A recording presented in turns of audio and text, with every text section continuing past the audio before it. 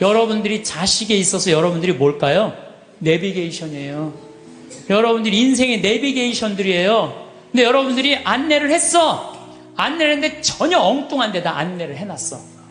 그래갖고 애가 인생 끝에 갔는데 인생의 참 의미를 모르고 허탈하는 경우가. 그럴 때 어떻게 할 거예요, 여러분들? 정말 과연 내가 내 자식한테 인생의 내비게이션 역할을 잘하고 있는가? 내비게이션, 우리나라는 왜 5.18 민주, 광주 민주 학생운동이 왜 일어났는지 얘기해주는 부모가 얼마나 돼요? 예? 군인들이 그냥 나라를 뭐 구테타를 일으켜서 하려고 그러니까 그거 들고 일어나는데 와갖고 500명의 그 꽃다운 아이들이 다 죽은 얘기해줘야죠. 왜 우리나라는 남북으로 갈라져서 전쟁을 해요? 예? 같은 민족끼리 서로. 왜 남북으로 갈라졌어요? 해방을 했는데 북은 소련이 갖고 가고 남은 미국이 갖고 갔잖아요. 왜? 해방을 우리 자체적으로 못했잖아요. 독립 우리 자체적으로 한 게 아니잖아요. 원자폭탄 터뜨렸고 손들고 소련이 진격하고 미국이 갖고 가는 판 나는 거예요. 이 나라를 우리가 지키지 못한 거예요. 하다못해 1868년 이 일본은 천황을 중심으로 해갖고 나라를 통일을 해갖고 항공모함 비행기 만들 동안 우리 뭐 했어요? 사색 강판 나눠줘갖고 이를 왕으로 세울 거냐 저를 왕으로 세울 거냐 이러고 싸우다가 나라 뺏길 때 총 한 번 못 쏴보고 나라 뺏긴 거 참 치욕의 역사를 갖고 있는 거예요. 그러니까 우리 정신 차려야 된다 이런 얘기 해야 하네요. 하나도 안 해. 밑도 끝도 없이 공부해라는 밑도 끝도 없이 왜 공부해라는 게 우리가 북이 우리나라 뺏기면 종교도 자유도 다 없어진다. 이 나라는 우리가 지켜야 된다. 이런 얘기 해줘야죠. 우리는 부모들이 오로지 공부하라 그래. 그러니까 공부하라는 얘기만 들은 애가 이제 대학교 법대를 갔어. 아빠, 나 공부해야 되는데 나 군대 가면 나 공부 못하잖아. 아빠 지금 좋은 자리에 있으니까 나 군인 좀 빼줘. 그래? 너 공부해야 돼? 그럼 내 자리 빼줄게. 그래갖고 그냥 빼줬어. 자리 손 써갖고. 그래갖고 얘도 잘 나가고 근데 아버지가 너무 잘 나가. 그래갖고 너무 잘 나가고 어느 날 장관 총면에 딱 앉아있었는데 국회의원이 당신 애들 왜 군대 안 갔냐 그러니까 왜 군대 안 갔지? 공부하냐고 내가 빼줬는데. 그래갖고 그냥 공부한다고 그냥 아버지 그냥 장관 자리에서 끌어낸 자식들이 얼마나 많아요. 그렇지 않아요? 얘가 역사의식이 있고 부모가 역사의식이 있었으면 내 나라는 네 나라는 누가 지켜야 된다? 네가 지켜야 된다. 그럼 얘가 아버지 나 군대 갔다 올게요. 이 나라 내가 지켜야죠. 내가 앞으로 이 나라의 지도자가 될 건데 내가 지켜. 이 소리 할 거 아니에요. 부모가 그런 얘기 해야 안 해요? 하나도 안 해요. 오로지 공부해라는 얘기만 오로지. 너 하나 잘 되려면 공부해라. 내가 작년에 그 이제 갈릴레아까지 다 갔어요. 그랬더니 네게부 사막 체험을 또 데리고 가더라고요. 근데 거기 가보니까요, 고등학교 3학년 유대인 천재애들이 30명 정도 온 거예요. 근데 얘네들이요, 의대, 공군사관학교, 법대 합격한 애들이에요. 저녁에 모닥불을 피면서 내가 얘기를 했어요. 야, 니네들 우리나라는 남자만 군대를 2년 간다. 근데 니네들은 고등학교 졸업하자마자 저기만 남자 3년, 여자 3년. 얘네들은 고등학교 졸업하자마자 다 군대 가요. 3년씩. 그래서 이스라엘에 가보면요, 군인 애들이요, 거의 청소년 애들이에요. 고등학교 졸업하자마자 가갖고. 그래서 내가 니네들 진짜 군대 가는 거 원하느냐? 볼런티어 하는 거냐? 그랬더니 의대 합격한 애가 눈이 반짝거리면서 뭐래느냐? 우리는 6억 명의 이슬람 속에서 둘러싸여 산다. 근데 우리 600만 명이 살아남으려면 내 나라는 누가 지켜야 된다? 내가 지켜야 된다. 얘네들은 분명한 거예요. 분명한 거예요. 근데 우리나라는요, 그런 역사의식, 민족의식, 주변 상황, 그런 게 하나도 얘기 안 해줘요. 오로지 공부해. 성당 너 공부하려면 성당 내가 6년 동안 너 관면해줄게. 너 성당도 안 나가고 공부만 하는 거. 역사도 모르고. 이게요 결코 건강하게 키우는 게 아니에요. 난 일본은요 난 망한다고 생각해요. 왜? 일본은 천황이에요. 천황. 자기네들이 무슨 동굴에서 일장기 뻥 해 태양의 아들이라고 무슨 개뿔 무슨 태양의 아들이에요.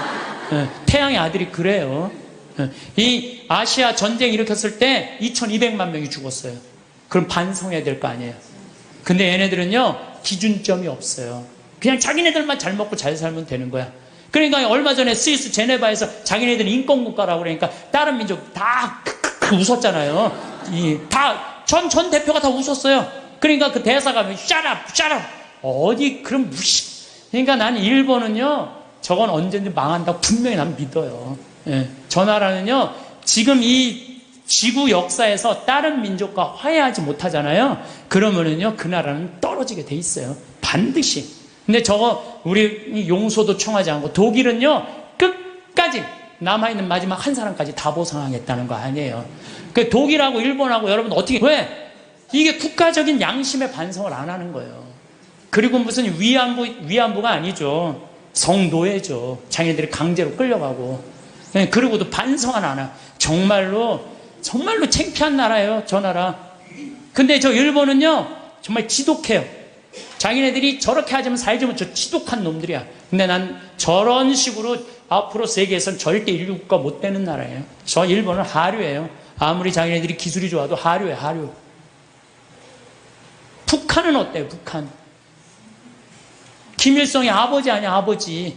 근데 김일성이 정말 높은 가르침을 줬어요? 지금 북한 주민들 굶어 죽어요. 우리 집에 내 탈북자 한 분 지금 근무를 하고 계세요. 생선을 못 먹어요. 먹어봤어야지. 고기를 못 먹어. 고기를 먹어. 심지어 계란도 못 먹어. 먹어본 적이 없는데. 하느님을 빼버리고는요, 절대 나라가 건강할 수가 없어요. 저 나라는, 아니, 저게 말이 돼요? 저 북한, 여러분들 북한 지금 말이 된다고 생각하세요?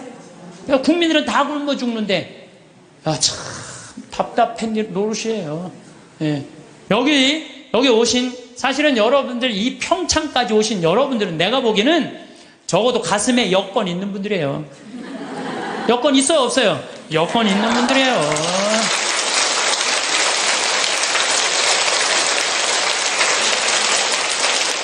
그래서 여러분들은 돌아가실 때 어떻게 돌아가실 수 있어?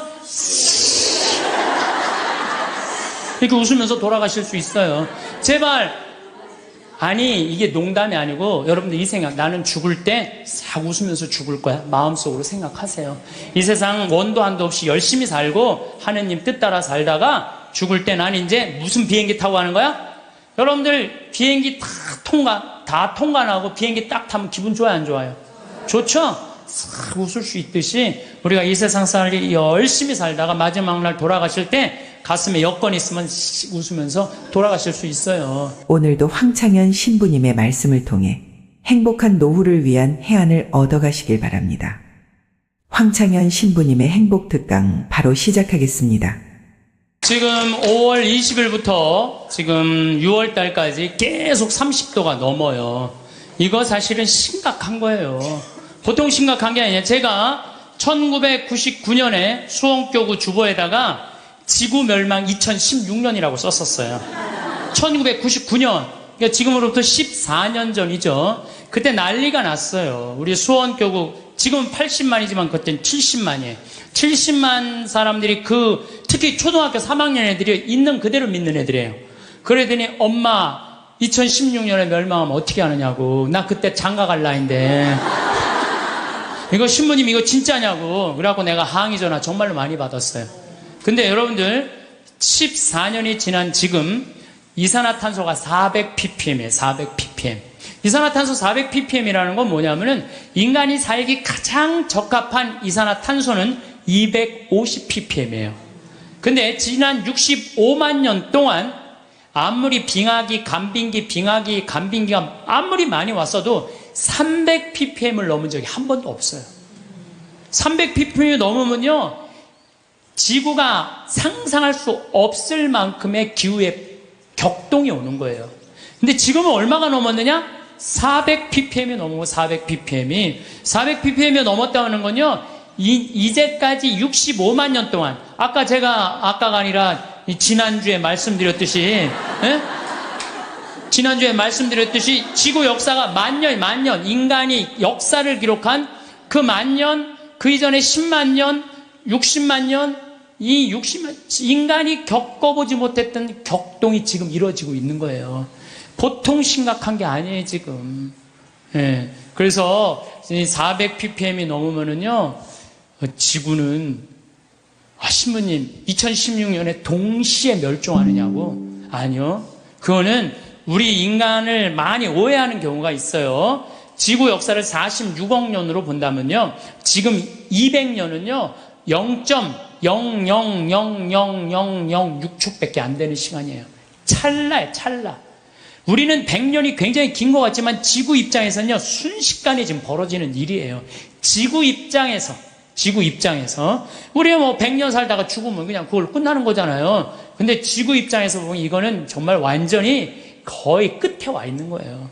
이 변화, 오죽하면 화성에 가서 살겠다고 그러겠어요. 이 아름답고 이 기가 막히게 신비로운 지구에서 안 살고 그 황량한 화성에서 가서 산다는 말이 되는 소리를 하고 있어요. 이 하나뿐인 지구를 지키지 않으면요, 우리가 이 자손들한테 이걸 물려주지 않으면요, 이거 우리 정말 이 세상에서 살 자격 없는 사람들 많아요. 그러니까 제가 하느님의 은총을 우리가 무시하면 안 돼요. 저 빛님도 하느님의 은총이고, 저 태양도 하느님의 은총이고, 이 들판에 시원스럽게 부는 바람도 하느님의 은총이고, 이 맑고 다른 공기도 하느님의 은총이고, 이런 마음을 가지는 사람은요, 자연을 함부로 대하지 않아요. 근데 그냥 하느님도 없고, 이게 다 돈벌이다, 이게 다 돈이다, 이렇게 생각하는 사람은요, 이 지구를 파괴하면서 이 지구에 살 수 없는 세상을 만드는 거예요. 그래서 나는 하느님을 놓치면서 사는 이 현대인들이요, 걱정이 많이 돼요. 하느님을 놓치고 사는 이 현대인들이요, 걱정이 많이 돼요. 어쨌든 유대인들은요, 지구의 0.2%밖에 안 돼, 인구가. 미국에 한 800만 명 산대, 유대인이요. 그 다음에 이스라엘에 한 650만 명, 700만 명. 그 외에도 여기저기 있는 유대인들 다 합쳐봐야 2천만이 채 안 된대요. 그런데도 미국 경제의 60%를 유대인이 쥐고 흔들어요. 그리고 미국 부자의 30%는 유대인이에요. 하버드 대학이 전교생이 18,000명이에요. 학부생, 대학원생은 더 많지만 학부생이 18,000명인데 그중에 6,000명이 유대인이에요. 6,000명이. 우리나라 몇 명인 줄 알아요? 300명, 300명. 근데 그 중에서도 300명 중에 반 이상이 졸업을 못 한대요. 과정을 못 따라가갖고. 근데 걔네들은요, 이 하버드 대학의 법대 50%는 유대인이래요, 유대인. 그러니까 그냥 유대인들은 노벨상 179명이 탔는데 딱 경제학상, 물리학상, 화학상 이런 거예요. 우리는 그냥 딱 한 분 탔는데 그것도 평화상. 평화상. 얘네들은 다 머리로 타는 애들이에요, 머리로. 그럼 유대인이 똑똑해서 그렇게 하버드, 미 8개 그 아이비리그 대학이라고 그러잖아요. 브라운 대학, 컬럼비아 대학, 하버드 대학, 예일 대학, 이런 대학. 요즘 MIT, 스탠포드 몇 개 또 해갖고 하지만은 그 미 8개 대학의 20%는 유대인이래요. 그러니까 똑똑한 애들은 다 유대인. 그럼 걔네들이 IQ가 좋으냐? 걔네들은요, IQ가 평균 95밖에 안 돼요. 우리나라는 106인데. 그러니까 유대인이 전 세계에서 IQ로는 26위밖에 안 돼요. 근데 왜 얘네들이 이렇게 똑똑하고 공부를 잘할까? 이건 부모의 종교교육에 있는 거예요. 종교교육. 유대인들은요, 3살만 되면요, 토라, 모세오경 읽어줘요. 그 다음에 탈무드 얘기해줘요. 끊임없이 얘기를 해주는 거예요. 얘기. 솔로몬 얘기, 다윈 얘기, 그 다음에 머리 긴 누구의 그거, 힘센 삼손 얘기, 그 다음에 이삭 얘기, 아브라함 얘기, 야곱 얘기, 요셉 얘기, 모세 얘기. 얘네들은 끊임없이 부모한테 얘기를 듣는 거예요. 얘기를. 탈무드도 얼마나 부모한테 지혜로운 얘기를 많이 들어요. 배 타고 가는데 사람들이 자기 재물 막 자랑하니까 랍비가 나는 그런 거 하나도 안 부럽다. 당신 아무것도 없는데 뭐가 부러우냐? 난 머릿속에 재물이 있다. 그 무슨 머릿속에 재물이 있냐? 그러니까 배가 풍랑에 맞아있는데 그냥 다 버리지 않으면은 배가 가라앉게 생겼으니까 재물은 다 버렸다. 재물은 다 버렸는데 그 랍비는 아무것도 안 버려도 항구에 도착하니까 머리에 지식을 가지고 선생이 돼갖고 먹고 산다. 진정한 재물은 뭐다? 지혜다, 지혜. 이런 걸 계속 얘기해 주는 거예요, 유대인들은. 우리나라 사람들은 뭐라 그래요? 공부해. 너 잠 좀 그만 자고 공부해. 너 텔레비전 그만 보고 공부해. 너 게임 좀 그만하고 공부해. 너 나중에 고생 안 하려면 공부해. 20년 동안 대한민국 엄마들은요, 공부하라는 얘기만 해요. 밑도 끝도 없이 공부하라고만 해요. 애들이 엄마한테 듣는 건 지혜 얘기 하나도 안 들어. 오로지 공부해. 이 얘기만 듣는 거예요. 개들은요, 10마디 정도 알아듣는다고 그래요. 개들은. 내가 키우는 개들, 일어나, 기다려, 손, 엎드려, 먹어, 가. 이 정도 알아들어요, 개들. 내가 우리 방에서 키우는 개, 나라고 한 번도 내가 얘하고 대화를 해본 적, 너 박근혜 대통령에 대해서 너 어떻게 생각하냐? 한 번도 내가 얘기해 본 적 없어요. 얜 개니까. 말귀를 못 알아듣잖아요. 말귀를 못 말 안 하는 거예요. 근데 여러분들 자녀들한테요, 마치 개한테 하는 엄마들 많아요. 일어나, 밥 먹어, 학교가, 시험은, 숙제는, 공부해, 고생하지 싫으면 공부해, 나중에 다 알아, 공부해. 20년 동안 공부하라는 얘기만 해요. 그러니까 애들이 제일 지겨운 게 공부하라는 얘기 듣는 거예요. 엄마가 유대인들은요, 왜 자기네들이 히틀러한테 600만 명이 홀로코스트 학살을 당했는지, 왜 2000년 동안 떠돌아 다녀야 되는지, 왜 자기네들 이집트로 끌려가야 되는지, 어떻게 이집트에서 탈출했는지, 40년 동안 왜 광야를 떠돌아 다녔는지 다 얘기해줘요. 역사에 대해서. 애들이 역사를 다 아는 거예요. 신앙이라는 건요, 아무것도 아닌 것 같아도 신앙이 얼마나 중요한 건데. 그러니까 유대인, 아인슈타인, 에디슨, 프로이드, 스티븐 스필버그 다 유대인이에요. 근데 얘네들 다 자라면서 한 얘기가 다 부모예요. 전 세계에서요, 부모가 아무 일도 안 하고 엄마가 자녀 교육에만 매달리는 나라가 두 나라 있어요. 하나는 이스라엘, 하나는 대한민국이에요. 두 나라가 있대요. 근데 이스라엘은 왜 그렇게 아이들이 승승장구하고, 우리나라는 그 미국의 최고 좋은 대학만 가면요, 10%가 졸업을 못 한대요. 10%도 졸업을 못 한대요. 그 왜냐면 아이들이에요, 대화가 없어서요. 신앙도 없고. 신앙이라는 게 아무것도 아닌 것 같지만요, 정말 중요한 게 신앙이에요. 저는 한번 부산에서 이제 어디 강의를 가게 됐어요.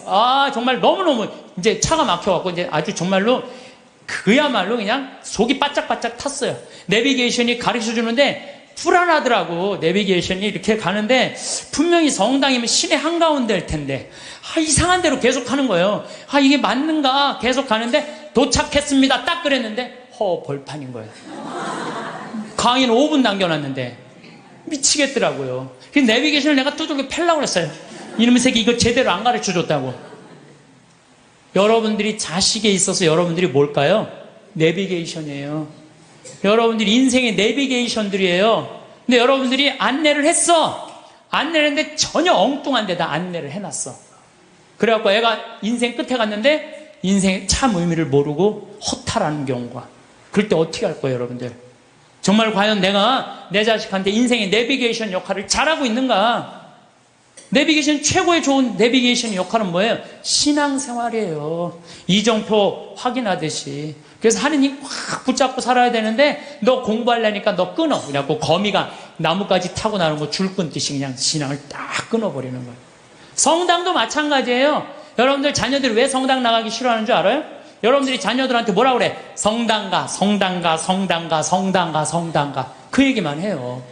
왜 성당 가야 되는지 얘기해 주는 거 없잖아요. 아브라함 얘기를 묵상을 해서 얘기를 해준다든가, 솔로몬 얘기를 해준다든가, 우리 김대건 신부님 얘기를 해준다든가, 최영업 신부님 얘기를 해준다든지, 아니면 프란치스코 성인의 삶을 얘기해 준다든지, 우리 비오 성인, 이탈리아 로톤도에 오상 받은 신부님 얘기를 해준다든가, 파티마 성모님, 루르드 성모님, 과달루페 성모님, 이번 르완다 성모님 발현했다고 그래. 1982년에 르완다 성, 그런 얘기 하나도 안 해줘요.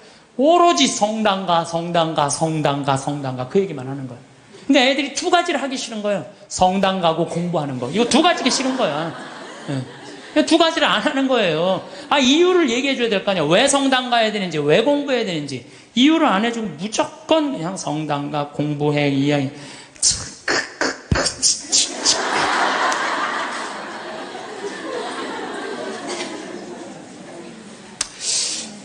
우리나라 아이들은요, 공부만 이렇게 한 아이들 이렇게 보면요, 난 참 불쌍해. 우리나라 아이들 왜 불쌍하냐면요, 얘네들이요, 밤 11시 반에 학원에서 끝난대요.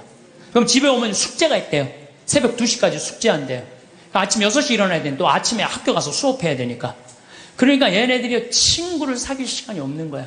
중고등학교 때 친구 우정이 평생을 가는 거 아니에요. 근데 자기 숙제하고 학원 다니냐고 친구를 만나서 친구들하고 놀아야지 우정을 나눌 거 아니에요. 그런데 이게 친구를 사귈 시간이 없는 거야. 그러니까 그냥 여러분들 작년 2012년 7월 30일까지 우리나라 중고등학교 애들이 몇 명이 자살했는지 알아요? 730명이 자살해서 730명. 이거는요, 정말로 끔찍한 거예요. 애들 죽음으로 누가 몰아넣는 거야? 대한민국 부모들이 다 몰아넣는 거야. 나는 우리나라 애들, 나는 이해가 안 되는 단어가 있어요. 아니, 학기 중에 새벽에 학교가, 밤중에 자율학습회, 학원과 새벽 2시까지 숙제, 방학 때 무슨 보충 수업을 또 해. 얘네들이 뭐가 모자란다고 보충 수업을 하냐고요. 방학이라는 단어를 그럼 쓰지. 방학이라는 건 배우락을 놓을 방자를 쓰는 거예요. 공부하는 걸 놓는 게 방학이에요. 근데 이때 또 그냥 정말로 이게 정말 너무 답답해. 너무 답답해. 그러니까 아이들이요. 근데 우리나라가 그렇게 공부를 해도 효과가 좋으냐? OECD 국가 중에 우리나라가 학업 성취도가 24위예요. 30개 나라 중에. 잘 사는 나라. 내가 핀란드, 덴마크 다 다녀왔어요. 근데 걔네들은요, 오후 3시면 집에 다 가요. 엄마 아빠하고 같이 놀고 대화해요. 대화하는 게 공부하는 것보다 훨씬 교육 수준이 좋대요. 걔네들은 정말로 걔네 성취도 1위예요. 오후 3시면 다 집에 가요. 부모하고 얘기해요. 그래야 애들이 사람 냄새가 나는 거, 사람 냄새가. 근데 우리나라는요, 사람 냄새가 안 나요, 애들이. 나는 길거리에 눈 허옇게 뜨고 돌아다니는 애들 이해가 돼요. 아니, 그러는데 허옇게 안 뜨고 다니는 애들 어디 있어? 태어나서 공부해. 이 얘기만 그냥 태어나갖고 좀 산 좀 보려고 그냥 엄마가 그냥 정신 나가고 그냥 창문에다 가나다라 마바 차탁 누워서 모빌이 돌아가는데 기억니을 니을이 돌아가고. 아니, 이런 애들이 중고등학교 돼갖고 제정신으로 다니는 애도 어디 있어요? 눈 허옇게 뜨고 어른이 몸만 눈 뒤집어 뜨고 흰 눈동자 95%, 까만 눈동자 5%. 나는 요즘 애들 폭력적이고 반항적인 거 이해가 돼요. 당연히 그렇게 만드는 거 지금. 애들 정서적으로 잘 키워야 될 거 아니에요. 저는요, 중고등학교 때 내가 성당 다녔는데 성당 생활이 주야. 학교는 취미예요, 취미. 수업만 끝나면 무조건 성당 갔어요. 수업만 끝나면. 예술제 한다고. 나는 유대철 역할 했어요. 어렸을 때 유대철 성인 역할, 연극하고, 기도하고, 아이들끼리 모여서 누구 위해서 기도하고, 또 뭐 여름에 또 캠핑 간다면 한 달 내내 물건 준비하고, 또 친구들끼리 싸우고, 화해하고, 이러면서 우정이 쌓이는 거예요. 그 성당에서도요, 우리는 성가, 화음 마친다고 8명이 모이면요, 뭐 테너, 베이스, 이게 하면서 애들 8명 성가하고 그랬어요. 학교에서도. 나만 그런 게 아니에요. 우리 중고등학교 때는 토요일날, 일요일날이면 다 교회, 다 성당, 다 절에 갔어요. 그러니까 애들이 신앙생활이 기본이었어요. 그 중고등학교 때 신앙생활이라는 건 뭐냐면 거룩한 거에 깃들이는 거예요. 그러니까 우리 친구들 중에 12명이, 남자애들이 12명, 남자, 여자 한 20, 30명 됐는데 남자들이 12명, 그 중에 6명이 신학교 간다고 했어요. 그 중에 3명이 신학교 갔어요. 하나는 외방성교회, 하나는 이번에 무슨 안식년 끝나고 난 다음에 그동안 쭉 교도소 사목하다, 하나는 환경하고, 나머지 3명도 하나는 내가 정말 존경하는 친구인데 학교 선생님, 아마 학교에서도 정말 열심히 지난번에 그 학교 강의 갔더니 저 선생님은 신부님 되는 게 낫겠다고 신학교 가려고 그랬던 아이니까. 또 하나는 교수하고 있고, 또 하나는 무슨 신협 이사하고 있고, 또 안 간다는 친구들도 어렸을 때 다 우리 신학교 가자 이랬던 애들이에요. 그래서 수원시청에 한번 갔는데 내 친구가 하나 있는데 팀장이래요. 그러고 저 오 팀장님은 신학교 가는 게 남분이라고. 그러니까 어렸을 때 신학교 가고 성당에서 어울리는 애들은요, 거룩해요. 거룩하고 정의로운 곳에 맛을 들여요. 여러분들 신문지에다가 생선을 싸면요, 비린내가 나요. 신문지에다 향을 싸면요, 향이 나게 돼 있어요. 애들한테 공부해 이것만 하면요, 애는요 자기만 알게 돼 있어요. 경쟁만 할 줄 아는, 서로 친구끼리 화목하게 협동하고 이러는 게 없어요. 지금 애들은 그냥 나만 공부하면 되는 거야. 그러니까 얼마나 세상이 각박하냐 이거예요.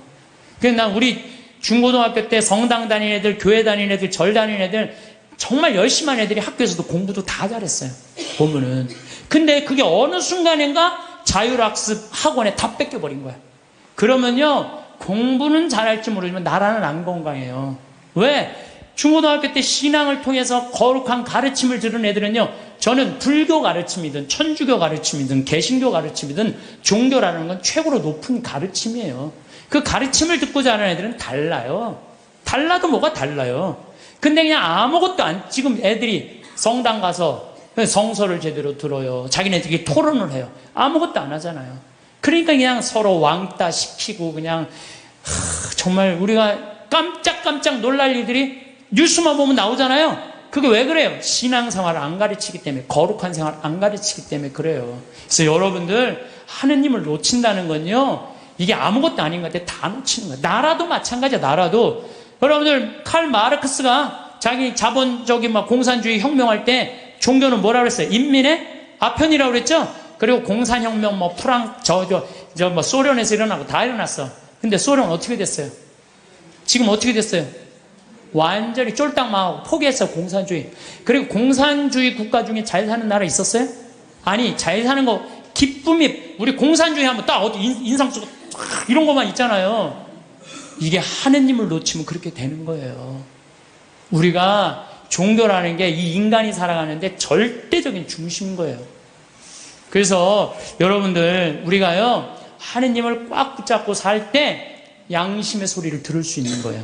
양심의 소리를 들을 수 있고, 인간이 잘못하다가도 하느님이, 예수님이 이건 아니다, 성서에 다 나와 있잖아요, 이건 아니다, 그러면 그래, 우리가 이렇게 잘못했지. 독일 사람들이 그래서 반성하고 자기네들 회개하고 그러는 거 아니에요. 근데 일본은 누가 반성 회개 기준이 없어. 기준이 그냥 저렇게 나가고 있는 거예요. 나는 일본은 반드시 망한다고 난 믿어요. 반드시 망할 거예요. 저 나라는.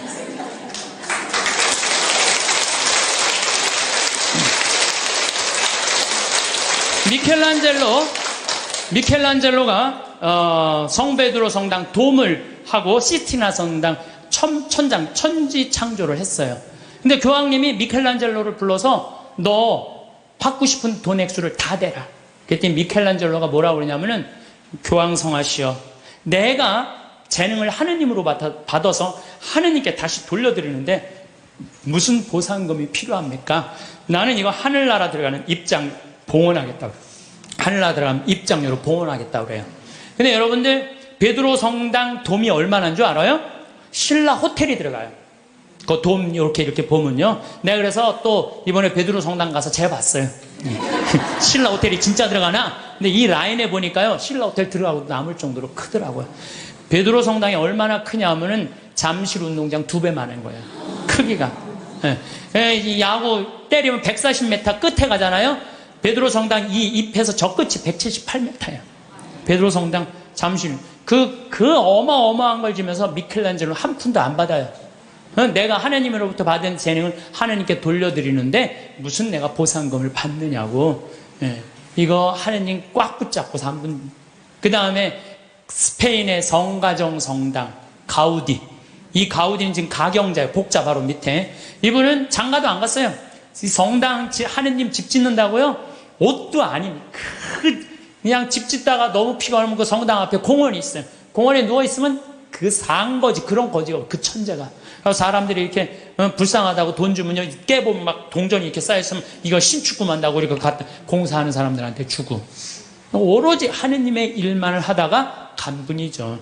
이게 하느님의 일만을 하다가 간 분들 참 많아요. 하느님의 입장료죠. 저는 이번 2013년 3월 마지막 주에 잠비아를 다녀왔어요.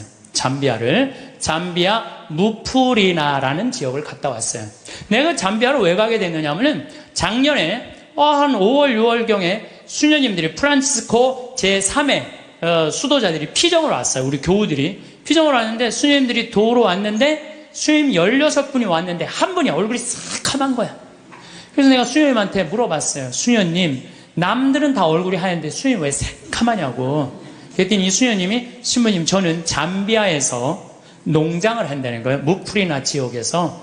왜 농장을 하냐고 그러니까, 거기 그냥 다 굶어 죽어갖고 농장을 해서 거기에 있는 젊은 아이들한테 농업을 가르쳐서, 잠비아가요, 우리나라보다 7배 커요. 남한보다. 땅이 엄청, 그리고 다 평지야.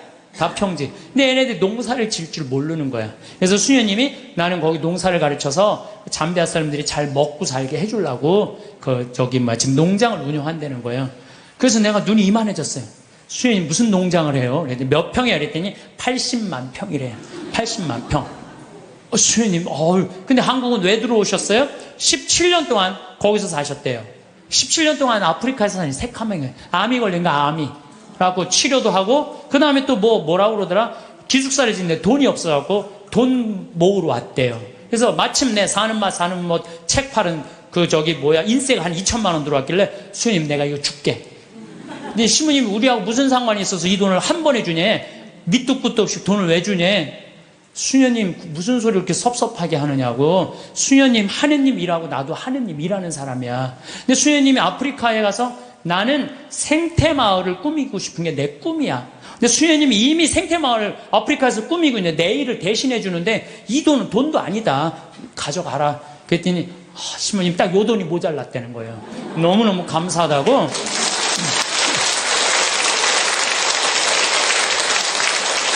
그래서 내가 수녀님한테 이거는 세 발의 피다. 이건 시작이다. 수녀님 앞으로 필요한 거 다 얘기해라. 내가 다 도와주겠다. 수녀님 도대체 우리한테 왜 이러시는 거냐고. 걱정하지 말아라. 수녀님 내가 원래 아프리카의 생태마을 꾸미고 싶은 게 내 꿈이다. 근데 이미 수녀님이 하고 있으니까 내가 아프리카에 굳이 안 가도 수녀님만 도와줘도 될 것 같다.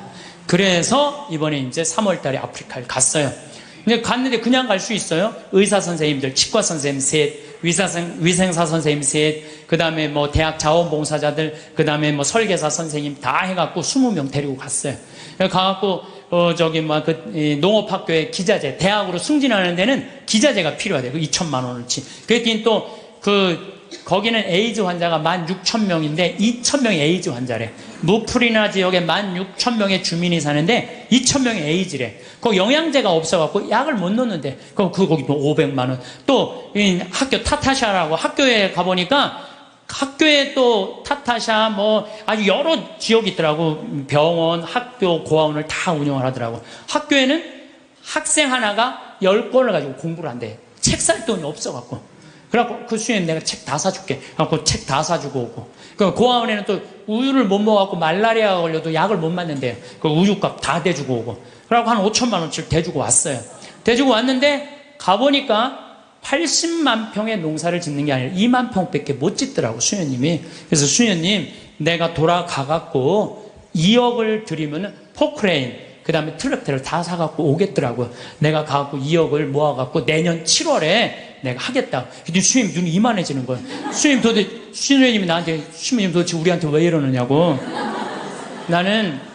수녀님, 나는 많은 수도자들을 봤지만 이렇게 아프리카에서 16년 동안 나오지도 않고 딱 가면 거기서 사는 거예요, 그냥. 웬만하면 3년 있다 오잖아요? 그 수녀님이 7분이 사는데 7분 그대로, 한 분 말라리아 돌아가신 분 빼고는 그대로 거기서 사는 거예요. 난 수녀님들이 이뻐도 너무 이쁘다. 정말 수녀님들이야말로 꽃이다, 꽃. 교회의 꽃이다. 내가 이 수녀님들을 안 도와주면 나중에 하느님 앞에 가서 나 혼난다. 내가 2억을 모아갖고 오겠다. 그래갖고, 거기 병원에 있는 수녀님이 우리 간호사를 공부시키고 싶대. 보내라. 내가 해주겠다. 수녀님이 어떻게 해? 걱정하지 말아라. 우리 계획은 인간이 하지만 완성은 하느님이 해주신다. 나는 믿는다. 근데 여러분들 내가 깜짝 놀란 게요. 온 지 한 달 반인데 1억 3천을 모았어요. 1억 3천을. 내가 말도 많이 안 했어. 이렇게 강의 때 한 사람 앞에 1,000만 원만 20명만 모으면 된다. 한 사람 앞에 1,000만 원 20명 모으면 된다. 그때 지난번에 명동에 갔는데 2명이 2천만 원을 했더라고. 그래갖고 전화가 왔어. 신부님 명동 강의 끝나는데 심히 바쁘신데 내가 1,000만 원을 기증하는데 시간 되시냐고. 나 시간 무지하게 많다. 나 시간 무지하게 많다. 그랬더니 그분이 수표를 1,000만 원을 딱 갖고 왔더라고요. 그래서 내가 통장에 지금 벌써 5천만 원을 받아두고 이제 7천만 원 약속을 했어요. 이제 연락하면 다 넣는다는 거예요. 그래서 내가 우리 형한테도 형 아프리카 돈 번 거 뭐 할 거야? 1,000만 원 기증해 그랬더니 우리 또 형은 또 천사예요. 내가 돈 내려면 다 내요. 1초도 주저하지 않고 신부님 제가 봉헌하겠습니다. 그래서 우리 어머니도 이번 7월 달에 개를 탄대요. 어머니 1,000만 원 하라고. 죽기 전에 뭐 아프리카에 우물 파주는 게 소원이라며 내놔 1,000만 원. 그래갖고 어머니 7월 달에 개 타면 통장에 넣어주기로 했어요. 그렇게 1억 3천을 모았어요. 여기 계신 여러분들도 동참하고 싶은 분들은 나한테 연락하세요. 여러분들 그러면은요, 내가 20명의 주주를 모으는데 그거는 주식을 받을 수는 없어요. 그렇지만 그건 하늘나라 가는 여권에 도장 하나, 비자 하나 찍어 놓는 거예요. 그러니까 나는 영국이 그동안 몇백 년 동안 뺏어갔어요. 뺏어만 가고 교육 하나 안 시킨 거예요. 나는 영국 사람들 해가 지지 않는 나라라는데 난 절대 그렇게 표현하면 안 돼요. 전 세계 다니면서 도둑질 하느냐고 해가 질 수가 없는 나라예요. 해 질 시간이 없는 나라지. 해가 짓는. 그 중국은 지금 불이 다 뺏어가요. 근데 저는 어떤 생각을 갖고 있느냐 하면은 우리나라는 그러면 안 돼요. 우리나라는 이제까지 다른 나라 침략한 적 한 번도 없어요. 우리끼리 여기까지 올라온 거예요. 그럼 우리나라가 세계 최일의 인류 국가가 되려면 어떻게 해? 이제는 우리가 원조 받는 나라에서 원조 해주는 나라가 됐잖아요. 원조를 해줘도 멋있게 해주자는 거예요. 그래서 내가 그 80만 평에 그림까지 그 지역 주민들 큰 산 집까지 그림을 다 그려놨어요. 그래갖고 와서 거긴 또 아프리카인데도요 1300mm가 빈님이 오세요. 잠비아는. 그래갖고 물도 많아요. 자본이 없는 거지. 개발만 하면요 우리가 아프리카 가난하고 굶주리는 나라라고 생각하잖아요. 그렇지 않아요. 아프리카는요 정말 잘만 꾸며놓으면요 정말 살기 좋은 나라예요. 원시지구 그대로 보존된 참 좋은 지역에. 그리고 내가 이번에 그 의사 선생님들 모시고 왔는데 의사 선생님들이 그러는 거예요. 자기는 이렇게 의술을 배워도 보람을 못 느꼈대요. 왜냐하면 의사 선생님들이 스트레스 무지하게 받거든요. 뭐 치과 돈 많이 버느라 스트레스 굉장히 많이 받아요. 근데 자기네들이 여기 와서 의술을 하니까 자기들이 이렇게 힘든 공부에 대한 보람을 느낀다는 거예요. 너무 좋다는 거예요. 또 호주에서 이광현이라는 선생님이 왔는데 키가 1m 한 78 정도, 얼굴도 잘생기고 키도 크고. 근데 작년에 내가 멜버른에 강의를 갔는데 난 이런 꿈이 있다. 근데 한 젊은이가 와서 신부님 동참하겠습니다. 그걸 명함을 줬어요. 난 그거 잊어먹었죠. 근데 이 친구가요 계속 우리 인터넷에서 검색을 한 거야. 그리고 내가 그걸 딱 보고 멜버른에서 한국으로 날라온 거야. 같이 갔어요. 근데 이 아프리카 사람들은 이 이가요 뿌리가 우리는 얕은 얘네들 굉장히 깊어요. 이가 이만해. 진짜 거짓말 조금 못해서 이만해. 그러니까 이걸 빼려니까 여선생님들은 그걸 못 빼는 거야. 근데 얘는 그냥 힘이 좋으니까 그걸 다 빼는 거야. 썩은 거를. 이야. 근데 이 친구가 그러는 거예요. 자기가 후배 의사 선생님들한테 자기가 너무 행복했다고 그 한 10일 동안 자기는 정말로 공부한 보람을 느낀다. 그랬더니 3명이 또 지원을 했대. 또 수원에 이제 남자 의사 선생님 또 지원을 했어. 그래서 내가 의사 선생님들 지금 뽑는 게 의사 선생님들, 트랙터 기사, 포크레인 기사, 그 다음에 태양광, 전기 기술자 다 뽑아요. 다 뽑아갖고 내년 7월 달에 싹 모시고 가갖고 싹 해주고 오는 거야. 그래서 싹 꾸며놓으면은 아프리카는요 7월, 8월 달이 제일 좋아요. 7월, 8월이 아주 시원해요. 시원한 게 어느 정도로 시원하냐면은 이런 옷 입고 가면 얼어 죽어요. 진짜로. 우리가 몰라. 그러니까 다녀요, 제발.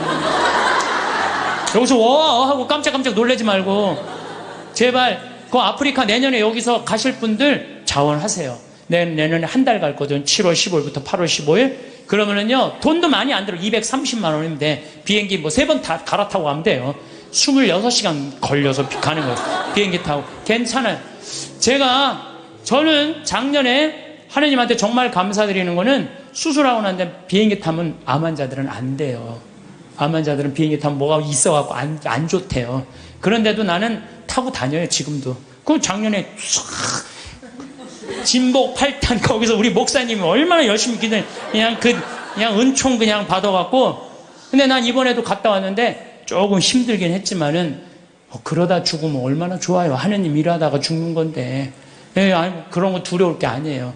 아무것도 안 하는 게 무서운 거죠. 하다가 죽는 건 하나도 안 무서운 거예요. 혹시 여러분들 자녀들 가운데 공부하기 싫어갖고 유세 부리는 놈들 있죠? 그런 놈들 공부해 그럴 필요 하나도 없어요. 그냥 나한테 한 달만 맡기세요. 아프리카 한 달만 데려갔다 오면요 얘네들 인간이 변해요. 왜? 걔네들 사는 거 보면요 정말로 그냥 맨바닥에서 산다고 생각해도 돼. 흙바닥에서 사는 거예요. 대한민국 사람들이 뭘 모르는 줄 알아요? 대한민국이 이렇게 잘 먹고 잘 사는 걸 몰라요. 지금 우리나라 너무 잘 먹고 잘 사는 거예요. 그냥 맨날 서울 사람들은 나는 하층민이다. 참 내가 정말 답답한 거예요. 한국처럼 잘 사는 나라가 어디 있어요. 근데 우리가요 대한민국이 뭘 못해. 욕심이 너무 많아요. 온 국민. 아니 2,300억 2,000억 갖고 뭐 하려고 그걸 그렇게 갖고 있어요. 나는요 그래서 인간은 죽어야 된다고 생각해요. 인간은 반드시 죽어야 돼. 그러니까 2,000억 있는데 80살이야. 쓰지도 못하고 억울해. 나 이거. 그 사람도 2천억 놓고 죽어요. 그렇죠? 나 한 푼도 없어. 그래도 죽어. 그러니까 죽을 때 진짜 억울한 건 2천억 있고도 쓰지도 못한 사람 억울해서 못 죽어요. 그렇지 않아요? 근데 2천억을 의미 있게 봉헌하고 가는 사람은 죽을 때도 웃으면서 죽을 수 있어. 근데 이거 안 뺏기려고 무슨 버진 아일랜드에다가 뭐 페이퍼 컴퍼니 만들어 얼마나 추해요. 도둑질한 국가로부터 도둑질한 걸 동생한테 맡겼더니 동생이 안 주네. 또 내놓으라고 그러고 주라고. 여러분들 우리는 하느님으로부터 받은 거니까 하느님께 되돌려 줘야 돼요. 미켈란젤로 말처럼 되돌려 줘야 돼요. 저는 그래서 아프리카를 이렇게 보면서 우리나라 사람들이요, 여러분들 이제 여기 지금 앞에 예쁘장한 분들 많이 앉아있는데 여러분들 120살까지 안 죽어요. 그럼 몇 년 남았냐면 70년 남아서 70년. 뒤에 계신 우리 오늘은 할머니들이 왔다 그러는데 할머니들이 내 눈에 하나도 안 보여. 아줌마들만 보여. 아줌마들이. 이것도 걱정해. 70 먹으면 70 먹은처럼 보여야 될 거 아니야. 아줌마처럼 보이는 거, 이것도 내가 보기엔 나쁜 거예요. 왜 늙어도 늙은 흉내를 안 내. 다 젊어. 근데 젊은 채로 그냥 집에서 있으면 재미없어요. 이미 독일 사람들, 미국 사람들은요, 50, 60 되면요, 아프리카에서 2년, 3년 살다가 가요. 봉사활동하고. 그러면서 자기의 삶이 풍요로워지는 거예요. 여러분들 여기 있어서 1년에 2천만 원, 3천만 원 쓰나 아프리카 가갖고 2천만 원 정말로 풍요롭게 쓸 수 있어요. 그래서 하느님을 꽉 잡고 하느님 속에서 살아야 된다는 거예요. 제 얘기는. 하느님 속에서 살아요. 그러니까 대한민국 소년이 뭘 모르느냐? 이렇게 잘 사는 걸 모르고 일본하고 중국이 그렇게 강대국인 걸 대한민국 사람들이 몰라요. 그것도 걱정이에요. 왜냐하면요, 우리나라는요, 정말로 아슬아슬한 지정학적 위치 속에서 살고 있어요. 그러니까 우리나라 국민들이요, 항상 역사의식을 갖고 있어야 돼요. 자녀들한테 우리가 역사에 어떤 고통을 겪었고 지금도 어떤 상황이 있는지 누구 입에서 나와야 돼? 부모 입에서 나와야 돼요. 그러니까 여러분들이 항상 깨어서 기도하고 깨어서 살아야 된다는 얘기죠. 저는 지금 우리 대한민국 국민들이 돈 버는데 너무 눈이 빨개져 있는 것 같아요. 번 돈을 가지고 얼마나 가치 있고 이 사회에 소외되어 있는 사람들이 없도록 하는 노력이 더 필요한 거. 이제는 우리는 이제 출세 안 해도 돼요. 돈 많이 안 벌어도 돼요. 이제 먹고 살 만큼 다 살아요. 제가 이제까지 환경 문제 때문에 뭐 또 아프리카 자원봉사 다닌다고 다녀보면은요, 우리나라는 잘 먹고 잘 사는 거예요. 이거를 의미 있게 쓸 줄을 모르는 거지, 출세도 이 정도만 하면 됐어요. 예, 그러니까 여러분들 오늘 이후부터 누구를 꽉 붙잡고 사느냐? 하느님을 꽉 붙잡고. 우리는 삶의 질을 높여야 돼. 삶의 질의 기본은 뭐냐? 신앙이야, 신앙. 언제나 양심의 소리를 귀 기울일 수 있도록 이끌어주는 신앙생활을 해야지 우리 나라도 건강하고 우리 사회도 건강하고 우리 가정도 건강해요. 하느님 꽉 붙잡고 사십시오. 제가 다시 한번 말씀드리지만은 우리가 마지막 날 하늘나라 여행 떠날 때 베드로 성인이 여권 내놔라. 나 여권이 없는데요. 여권이 도대체 어떻게 마련하는 거예요? 여권 어떻게 마련해요? 마태복음 25장에 뭐라 그랬어요? 내가 굶주릴 때, 헐벗었을 때, 감옥에 갇혔을 때, 목말랐을 때 나한테 찾아와주고 옷 입혀주고 물 먹여주고, 그게 바로 나에게 해준 것이다.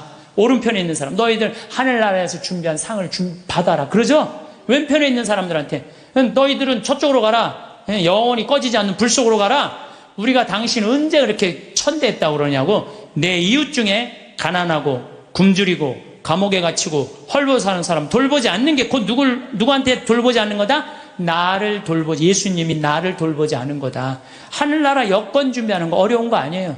여러분들 어려운 이웃한테, 특히 아프리카, 잠비아, 물론 우리 이제 내년에는 제가 페루도 가고 브라질도 가고 많이 갈 계획을 다 갖고 있어요. 그럴 때 내가 못 가더라도 어떻게 동참이라도 해라. 동참이라도 해라. 예, 그게 하늘나라 여권 탁. 그래서 딱 비행기 탈 때 저기 막 수속할 때 베드로 성인이 여권, 그럼 여기 있습니다. 딱 여권 여권 어디 있지? 이거 내가 먹고 사느냐고 바쁘고 여권 준비 못했네요. 그럼 넌 저리 어두운 데로 가라.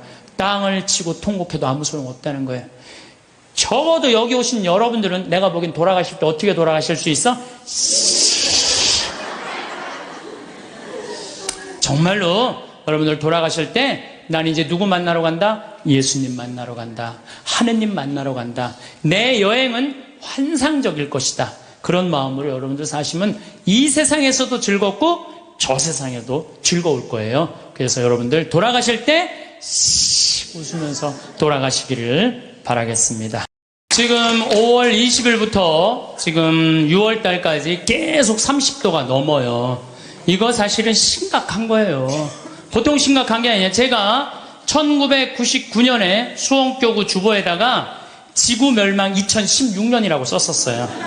1999년. 그러니까 지금으로부터 14년 전이죠. 그때 난리가 났어요. 우리 수원교구, 지금은 80만이지만 그때는 70만이에요. 70만 사람들이 특히 초등학교 3학년 애들이 있는 그대로 믿는 애들이에요. 그러더니 엄마, 2016년에 멸망하면 어떻게 하느냐고. 나 그때 장가 갈 나이인데. 이거 신부님 이거 진짜냐고. 그래갖고 내가 항의 전화 정말로 많이 받았어요. 근데 여러분들 14년이 지난 지금 이산화탄소가 400ppm이에요. 400ppm.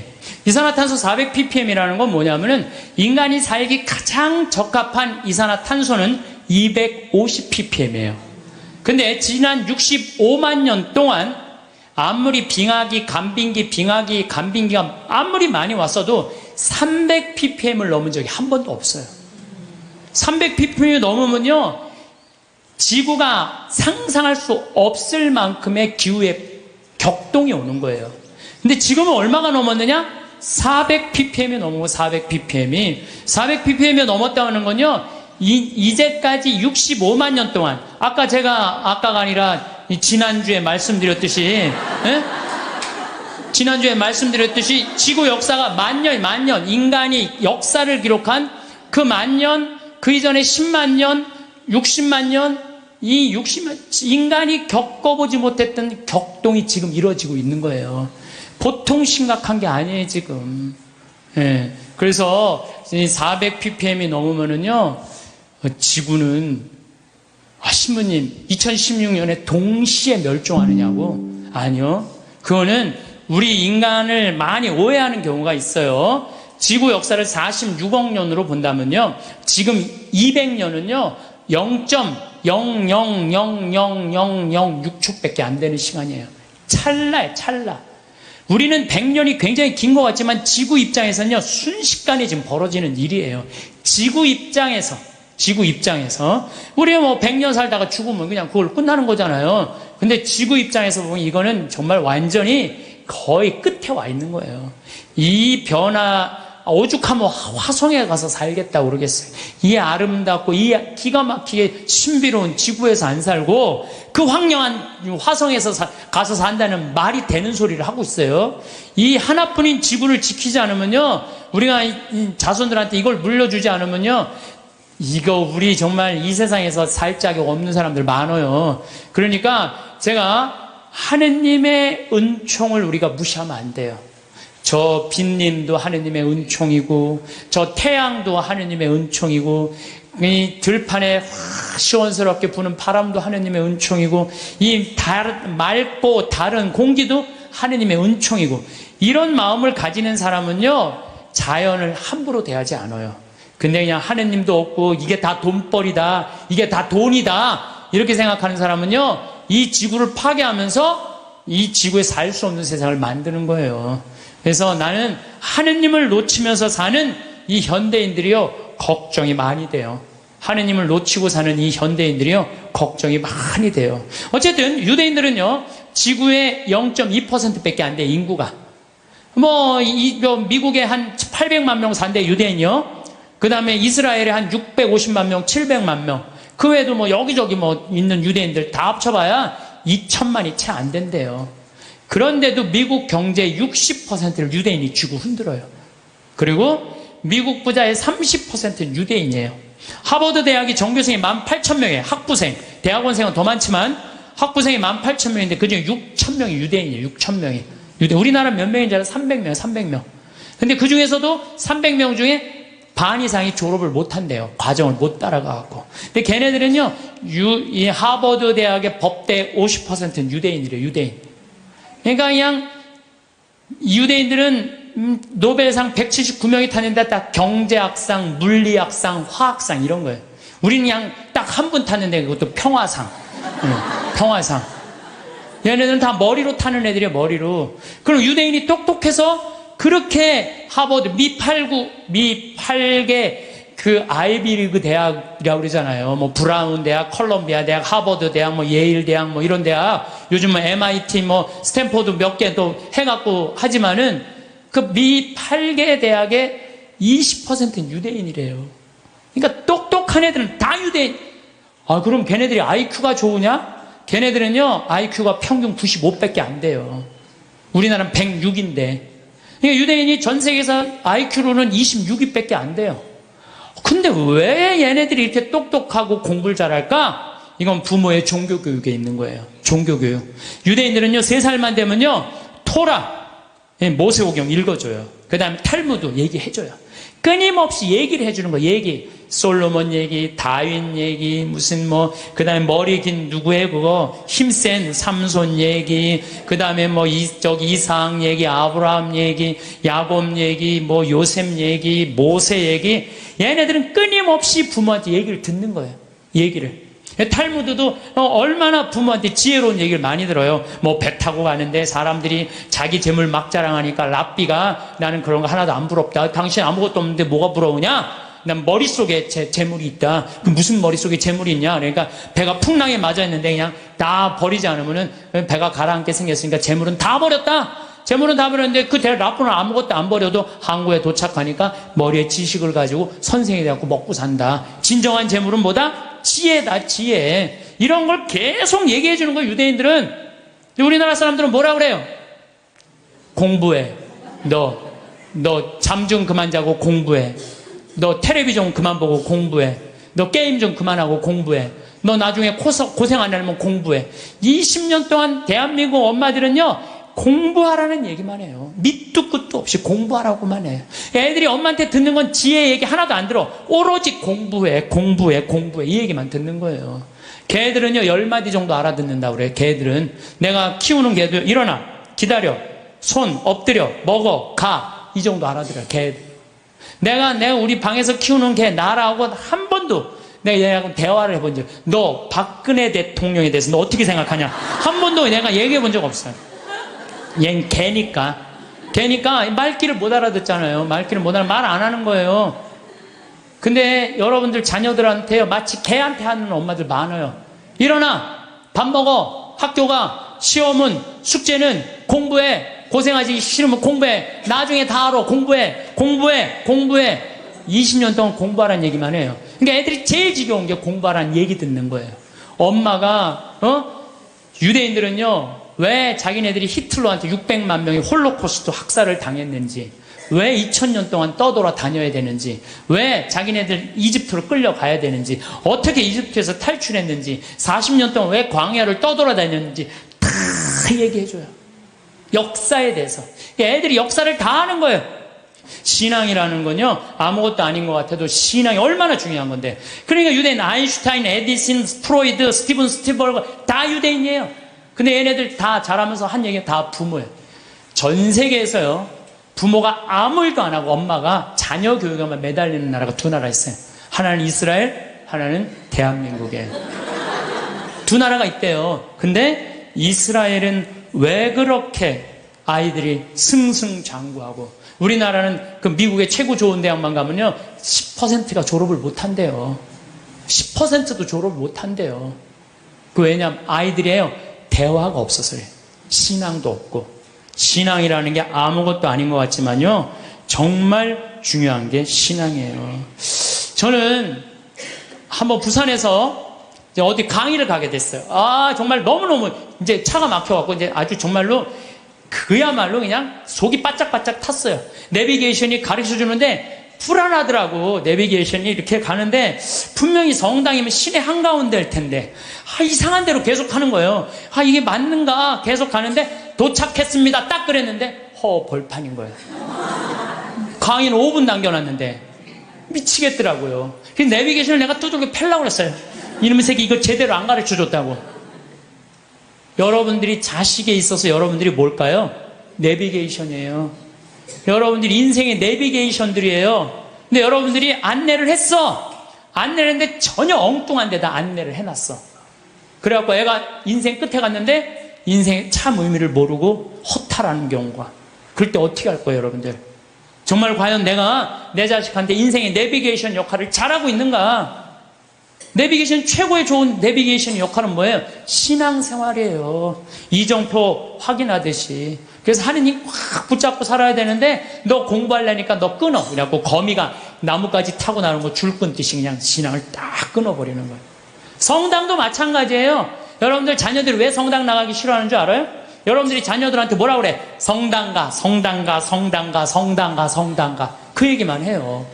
왜 성당 가야 되는지 얘기해 주는 거 없잖아요. 아브라함 얘기를 묵상을 해서 얘기를 해준다든가, 솔로몬 얘기를 해준다든가, 우리 김대건 신부님 얘기를 해준다든가, 최영업 신부님 얘기를 해준다든지, 아니면 프란치스코 성인의 삶을 얘기해 준다든지, 우리 비오 성인, 이탈리아 로톤도에 오상 받은 신부님 얘기를 해준다든가, 파티마 성모님, 루르드 성모님, 과달루페 성모님, 이번 르완다 성모님 발현했다고 그래요. 1982년에 르완다 성 그런 얘기 하나도 안 해줘요.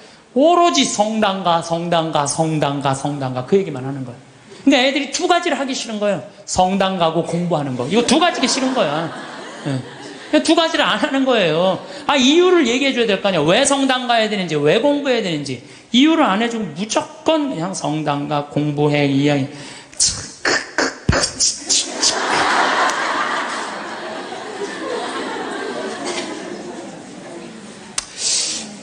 우리나라 아이들은요, 공부만 이렇게 한 아이들 이렇게 보면요, 난 참 불쌍해. 우리나라 아이들 왜 불쌍하냐면요, 얘네들이요, 밤 11시 반에 학원에서 끝난대요.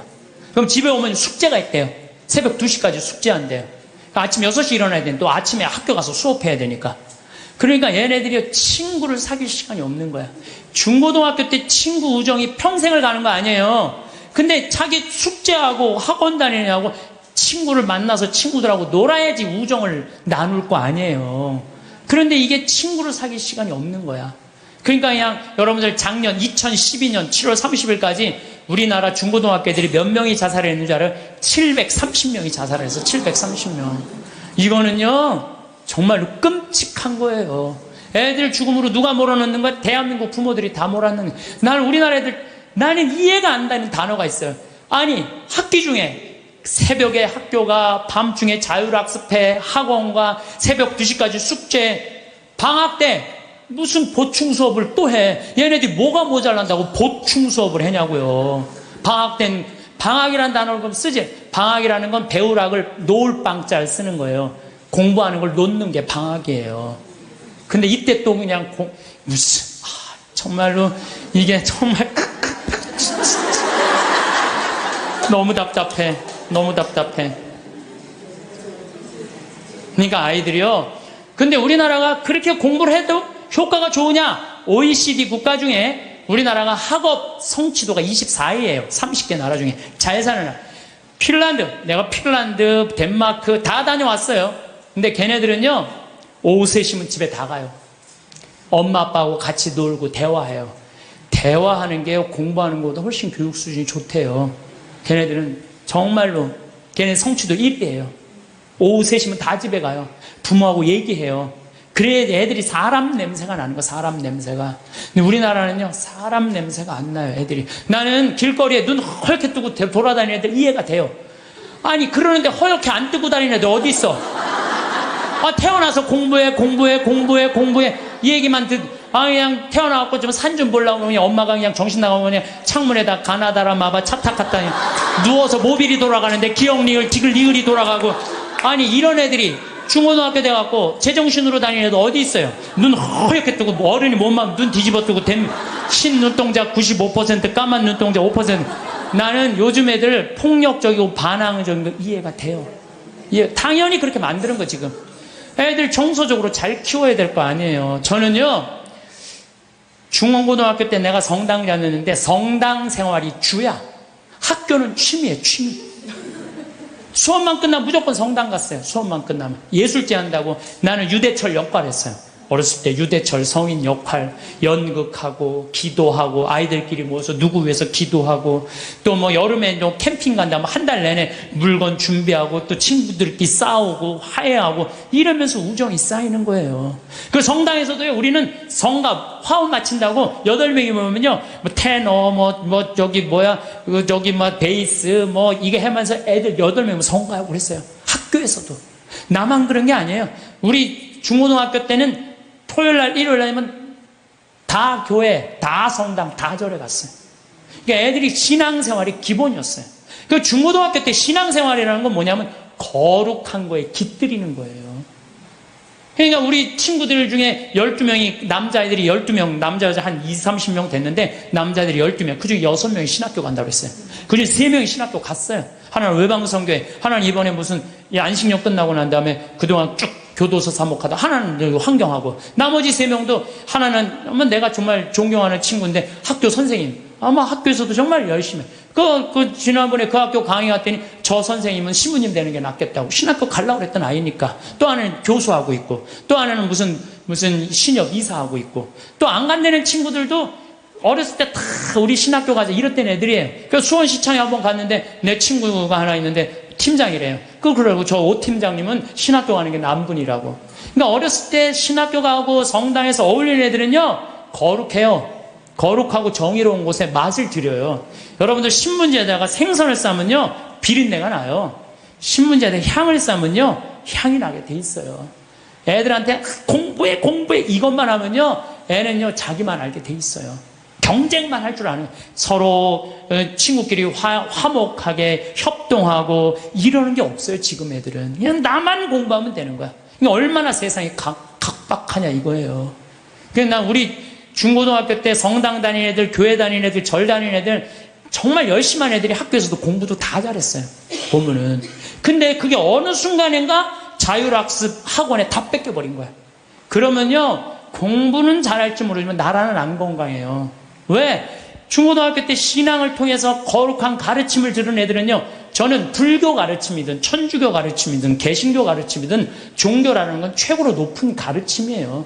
그 가르침을 듣고 자라는 애들은 달라요. 달라도 뭐가 달라요. 근데 그냥 아무것도 지금 애들이 성당 가서 성서를 제대로 들어요. 자기네들이 토론을 해요. 아무것도 안 하잖아요. 그러니까 그냥 서로 왕따 시키고 그냥 정말 우리가 깜짝깜짝 놀랄 일들이 뉴스만 보면 나오잖아요. 그게 왜 그래요? 신앙생활을 안 가르치기 때문에, 거룩한 생활을 안 가르치기 때문에 그래요. 그래서 여러분들 하느님을 놓친다는 건요, 이게 아무것도 아닌 것 같아. 다 놓치는 거예요. 나라도 마찬가지야. 나라도.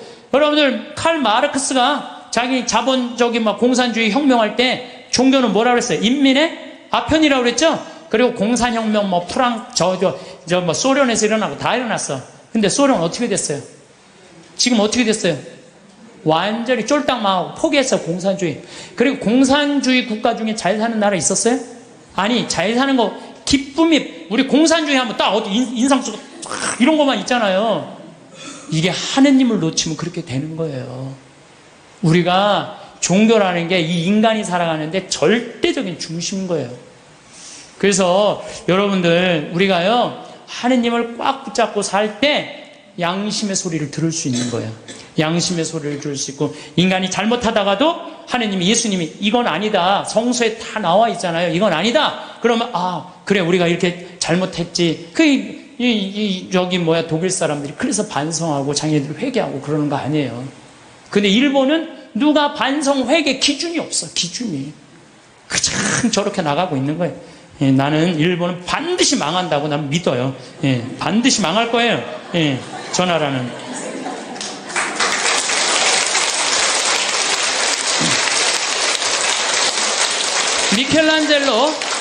미켈란젤로가 성베드로 성당 돔을 하고 시스티나 성당 천지 창조를 했어요.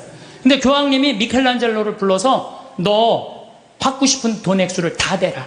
그랬더니 미켈란젤로가 뭐라고 그러냐면은, 교황성하시여, 내가 재능을 하느님으로 받아서 하느님께 다시 돌려드리는데 무슨 보상금이 필요합니까? 나는 이거 하늘나라 들어가는 입장 봉헌하겠다고. 하늘나라 입장료로 봉헌하겠다고 그래요. 근데 여러분들 베드로 성당 돔이 얼마나인 줄 알아요? 신라 호텔이 들어가요. 그 돔 이렇게 보면요. 내가 그래서 또 이번에 베드로 성당 가서 재봤어요. 신라 호텔이 진짜 들어가나? 근데 이 라인에 보니까요, 신라 호텔 들어가고 남을 정도로 크더라고요. 베드로 성당이 얼마나 크냐면은 잠실 운동장 2배 많은 거예요. 크기가. 이 야구 때리면 140m 끝에 가잖아요. 베드로 성당 이 잎에서 저 끝이 178m예요. 베드로 성당 잠실. 그 어마어마한 걸 지면서 미켈란젤로 한 푼도 안 받아요. 내가 하나님으로부터 받은 재능을 하나님께 돌려드리는데 무슨 내가 보상금을 받느냐고. 이거 하나님 꽉 붙잡고 3분. 그 다음에 스페인의 성가정 성당 가우디. 이 가우디는 지금 가경자예요. 복자 바로 밑에. 이분은 장가도 안 갔어요. 이 성당 하느님 집 짓는다고요? 옷도 아닌 그냥 집 짓다가 너무 피곤하면 그 성당 앞에 공원이 있어요. 공원에 누워있으면 그 상거지, 그런 거지가, 그 천재가. 그래서 사람들이 이렇게 불쌍하다고 돈 주면요, 깨보면 막 동전이 이렇게 쌓여있으면 이거 신축금 한다고 이렇게 갖다 공사하는 사람들한테 주고. 오로지 하느님의 일만을 하다가 간분이죠. 이게 하느님의 일만을 하다가 간분들 참 많은 하느님의 입장료죠. 저는 이번 2013년 3월 마지막 주에 잠비아를 다녀왔어요. 잠비아 무프리나라는 지역을 갔다 왔어요. 내가 잠비아를 왜 가게 됐느냐면은 작년에 한 5월 6월경에 수녀님들이 프란치스코 제3의 수도자들이 피정을 왔어요. 우리 교우들이 피정을 왔는데 수녀님들이 도로 왔는데 수녀님 16분이 왔는데 한 분이 얼굴이 새카만 거야. 그래서 내가 수녀님한테 물어봤어요. 수녀님, 남들은 다 얼굴이 하얀데 수녀님 왜 새카마냐고. 그랬더니 이 수녀님이, 신부님, 저는 잠비아에서 농장을 한다는 거예요. 무프리나 지역에서. 왜 농장을 하냐고 그러니까 거기 그냥 다 굶어 죽어갖고 농장을 해서 거기에 있는 젊은 아이들한테 농업을 가르쳐서 잠비아가요, 우리나라보다 7배 커요. 남한보다. 땅이 엄청, 그리고 다 평지야. 다 평지. 근데 얘네들이 농사를 지을 줄 모르는 거야. 그래서 수녀님이 나는 거기 농사를 가르쳐서 잠비아 사람들이 잘 먹고 살게 해주려고 지금 농장을 운영한다는 거예요. 그래서 내가 눈이 이만해졌어요. 수녀님 무슨 농장을 해요? 그랬더니 몇 평이야? 그랬더니 80만 평이래요. 80만 평. 수녀님, 근데 한국은 왜 들어오셨어요? 17년 동안 거기서 사셨대요. 17년 동안 아프리카에서 사신 새카맹이에요. 암이 걸린 거, 암이. 그래갖고 치료도 하고, 그 다음에 또 뭐라고 그러더라? 기숙사를 짓는데 돈이 없어갖고 돈 모으러 왔대요. 그래서 마침내 사는 맛 책 팔은 인세가 한 2천만 원 들어왔길래, 수녀님 내가 이거 줄게. 근데 신부님이 우리하고 무슨 상관이 있어서 이 돈을 한 번에 주냐? 밑도 끝도 없이 돈을 왜 주냐? 수녀님 무슨 소리 이렇게 섭섭하게 하느냐고. 수녀님 하느님 일하고 나도 하느님 일하는 사람이야. 근데 수녀님이 아프리카에 가서 나는 생태마을을 꾸미고 싶은 게 내 꿈이야. 근데 수녀님이 이미 생태마을 아프리카에서 꾸미고 있는데 내 일을 대신해 주는데 이 돈은 돈도 아니다. 가져가라. 그랬더니 신부님 딱 요 돈이 모자랐다는 거예요. 너무너무 감사하다고.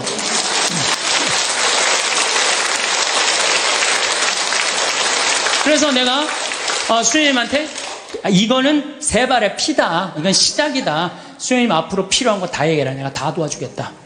수녀님 도대체 우리한테 왜 이러시는 거냐고. 걱정하지 말아라. 수녀님 내가 원래 아프리카의 생태마을 꾸미고 싶은 게 내 꿈이다. 근데 이미 수녀님이 하고 있으니까 내가 아프리카에 굳이 안 가도 수녀님만 도와줘도 될 것 같다. 그래서 이번에 이제 3월 달에 아프리카를 갔어요. 근데 갔는데 그냥 갈 수 있어요? 의사 선생님들, 치과 선생님 셋, 위생사 선생님 셋, 그 다음에 대학 자원봉사자들, 그 다음에 설계사 선생님 다 해갖고 20명 데리고 갔어요. 가갖고, 농업학교에 기자재, 대학으로 승진하는 데는 기자재가 필요하대요. 2천만 원어치. 그랬더니 거기는 에이즈 환자가 16,000명인데 2,000명이 에이즈 환자래.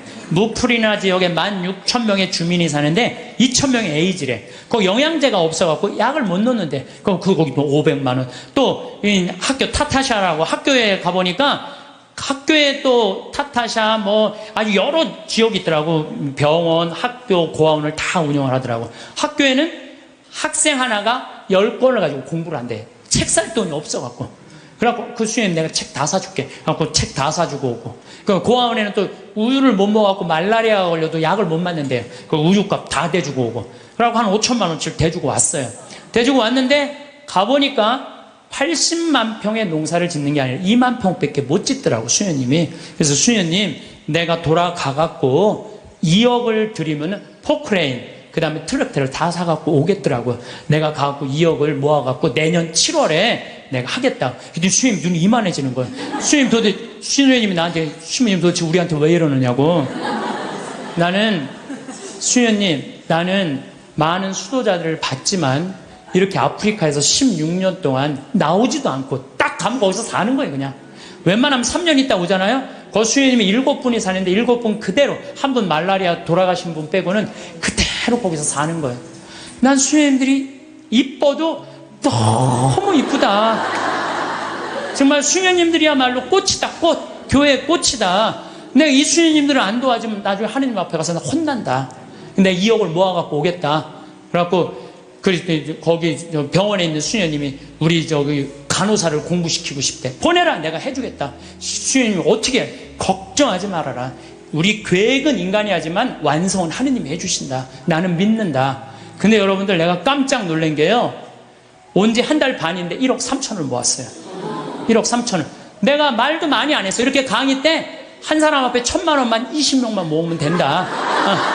한 사람 앞에 1,000만 원 20명 모으면 된다. 그때 지난번에 명동에 갔는데 2명이 2천만 원을 했더라고. 그래갖고 전화가 왔어. 신부님, 명동 강의 끝나는데 신부님 바쁘신데 내가 1,000만 원을 기증하는데 시간 되시냐고. 나 시간 무지하게 많다. 나 시간 무지하게 많다.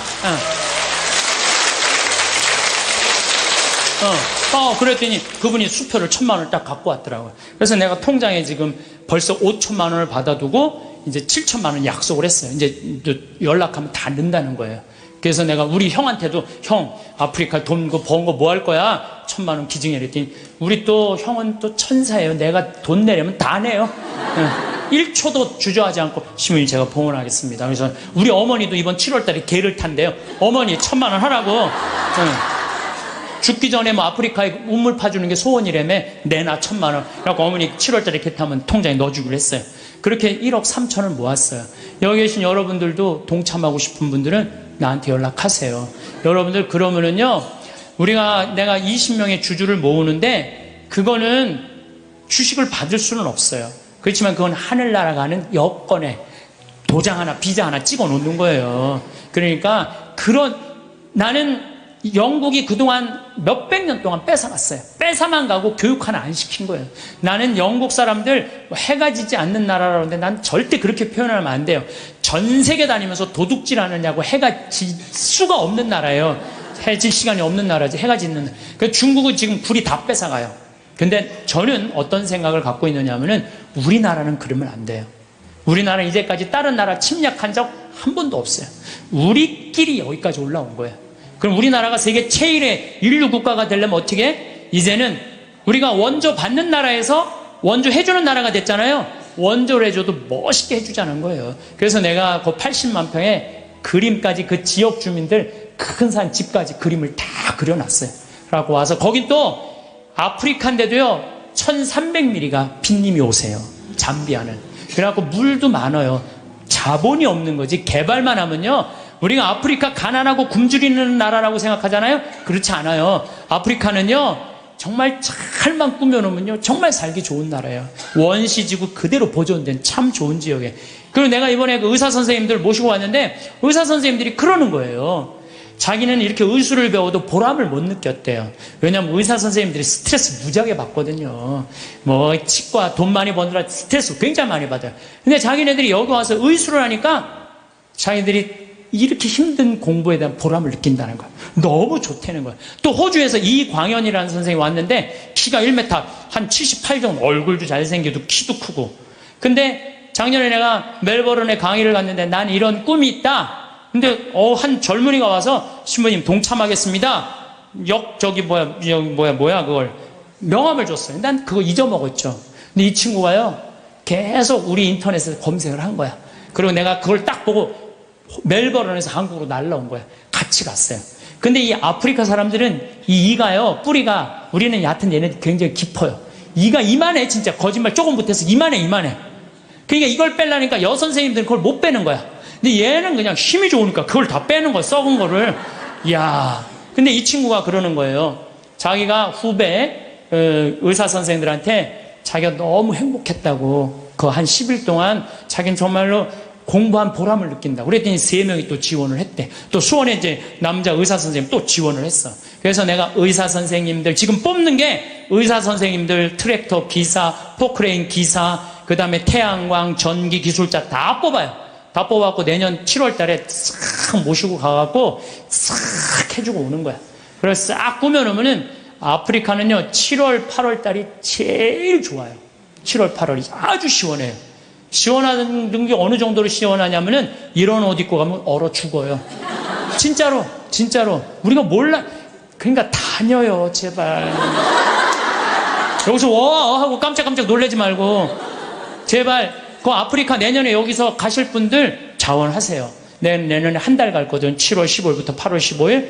그러면은요, 돈도 많이 안 들어. 230만 원이면 돼. 비행기 뭐 3번 다 갈아타고 가면 돼요. 26시간 걸려서 가는 거예요. 비행기 타고. 괜찮아요. 저는 작년에 하느님한테 정말 감사드리는 거는 수술하고 난 다음에 비행기 타면 암 환자들은 안 돼요. 암 환자들은 비행기 타면 뭐가 있어갖고 안 좋대요. 그런데도 나는 타고 다녀요, 지금도.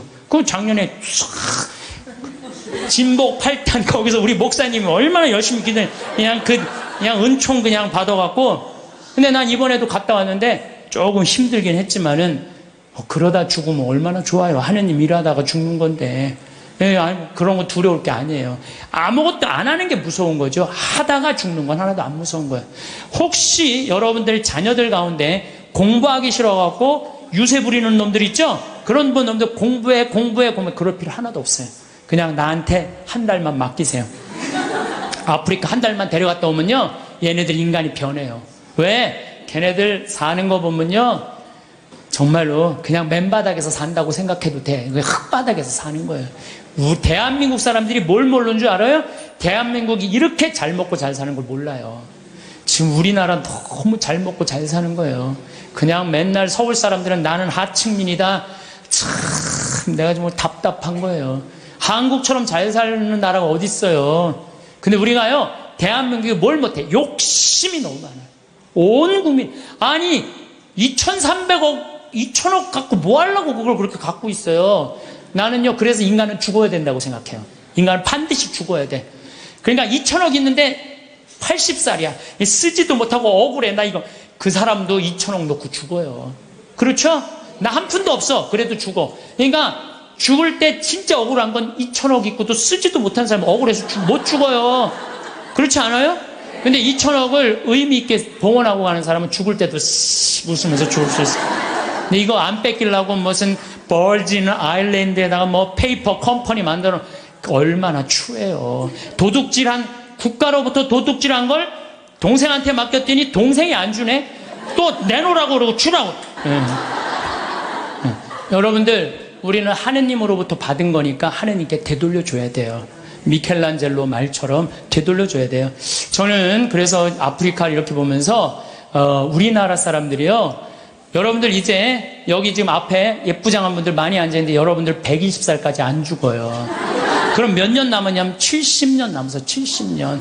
뒤에 계신 우리 오늘은 할머니들이 왔다고 그랬는데 할머니들이 내 눈에 하나도 안 보여. 아줌마들만 보여. 아줌마들이. 이것도 걱정이에요. 70 먹으면 70 먹은처럼 보여야 될 거 아니야. 아줌마처럼 보이는 거, 이것도 내가 보기엔 나쁜 거예요. 왜 늙어도 늙은 흉내를 안 내. 다 젊어. 근데 젊은 채로 그냥 집에서 있으면 재미없어요. 이미 독일 사람들, 미국 사람들은요, 50, 60 되면요, 아프리카에서 2년, 3년 살다가 가요. 봉사활동하고. 그러면서 자기의 삶이 풍요로워지는 거예요. 여러분들 여기 있어서 1년에 2천만 원, 3천만 원 쓰나 아프리카 가갖고 2천만 원 정말로 풍요롭게 쓸 수 있어요. 그래서 하느님을 꽉 잡고 하느님 속에서 살아야 된다는 거예요. 제 얘기는 하느님 속에서 살아요. 그러니까 대한민국 사람들이 뭘 모르느냐, 이렇게 잘 사는 걸 모르고 일본하고 중국이 그렇게 강대국인 걸 대한민국 사람들이 몰라요. 그것도 걱정이에요. 왜냐하면요, 우리나라는요 정말로 아슬아슬한 지정학적 위치 속에서 살고 있어요. 그러니까 우리나라 국민들이요, 항상 역사의식을 갖고 있어야 돼요. 예, 자녀들한테 우리가 역사에 어떤 고통을 겪었고 지금도 어떤 상황이 있는지 누구 입에서 나와야 돼? 부모 입에서 나와야 돼요. 그러니까 여러분들이 항상 깨어서 기도하고 깨어서 살아야 된다는 얘기죠. 저는 지금 우리 대한민국 국민들이 돈 버는데 너무 눈이 빨개져 있는 것 같아요. 번 돈을 가지고 얼마나 가치 있고 이 사회에 소외되어 있는 사람들이 없도록 하는 노력이 더 필요한 거. 이제는 우리는 이제 출세 안 해도 돼요. 돈 많이 안 벌어도 돼요. 이제 먹고 살 만큼 다 살아요. 제가 이제까지 환경 문제 때문에 뭐 또 아프리카 자원봉사 다닌다고 다녀보면은요, 우리나라는 잘 먹고 잘 사는 거예요. 이거를 의미 있게 쓸 줄을 모르는 거지, 출세도 이 정도만 하면 됐어요. 예, 그러니까 여러분들 오늘 이후부터 누구를 꽉 붙잡고 사느냐? 하느님을 꽉 붙잡고. 우리는 삶의 질을 높여야 돼. 삶의 질의 기본은 뭐냐? 신앙이에요, 신앙. 언제나 양심의 소리를 귀 기울일 수 있도록 이끌어주는 신앙생활을 해야지 우리 나라도 건강하고 우리 사회도 건강하고 우리 가정도 건강해요. 하느님 꽉 붙잡고 사십시오. 제가 다시 한번 말씀드리지만은 우리가 마지막 날 하늘나라 여행 떠날 때 베드로 성인이 여권 내놔라. 나 여권이 없는데요. 여권이 도대체 어떻게 마련하는 거예요? 여권 어떻게 마련해요? 마태복음 25장에 뭐라 그랬어요? 내가 굶주릴 때, 헐벗었을 때, 감옥에 갇혔을 때, 목말랐을 때 나한테 찾아와주고 옷 입혀주고 물 먹여주고, 그게 바로 나에게 해준 것이다.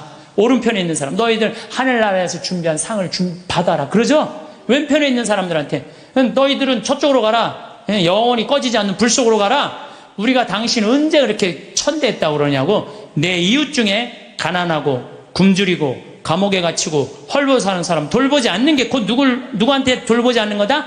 나를 돌보지, 예수님이 나를 돌보지 않은 거다. 하늘나라 여권 준비하는 거 어려운 거 아니에요.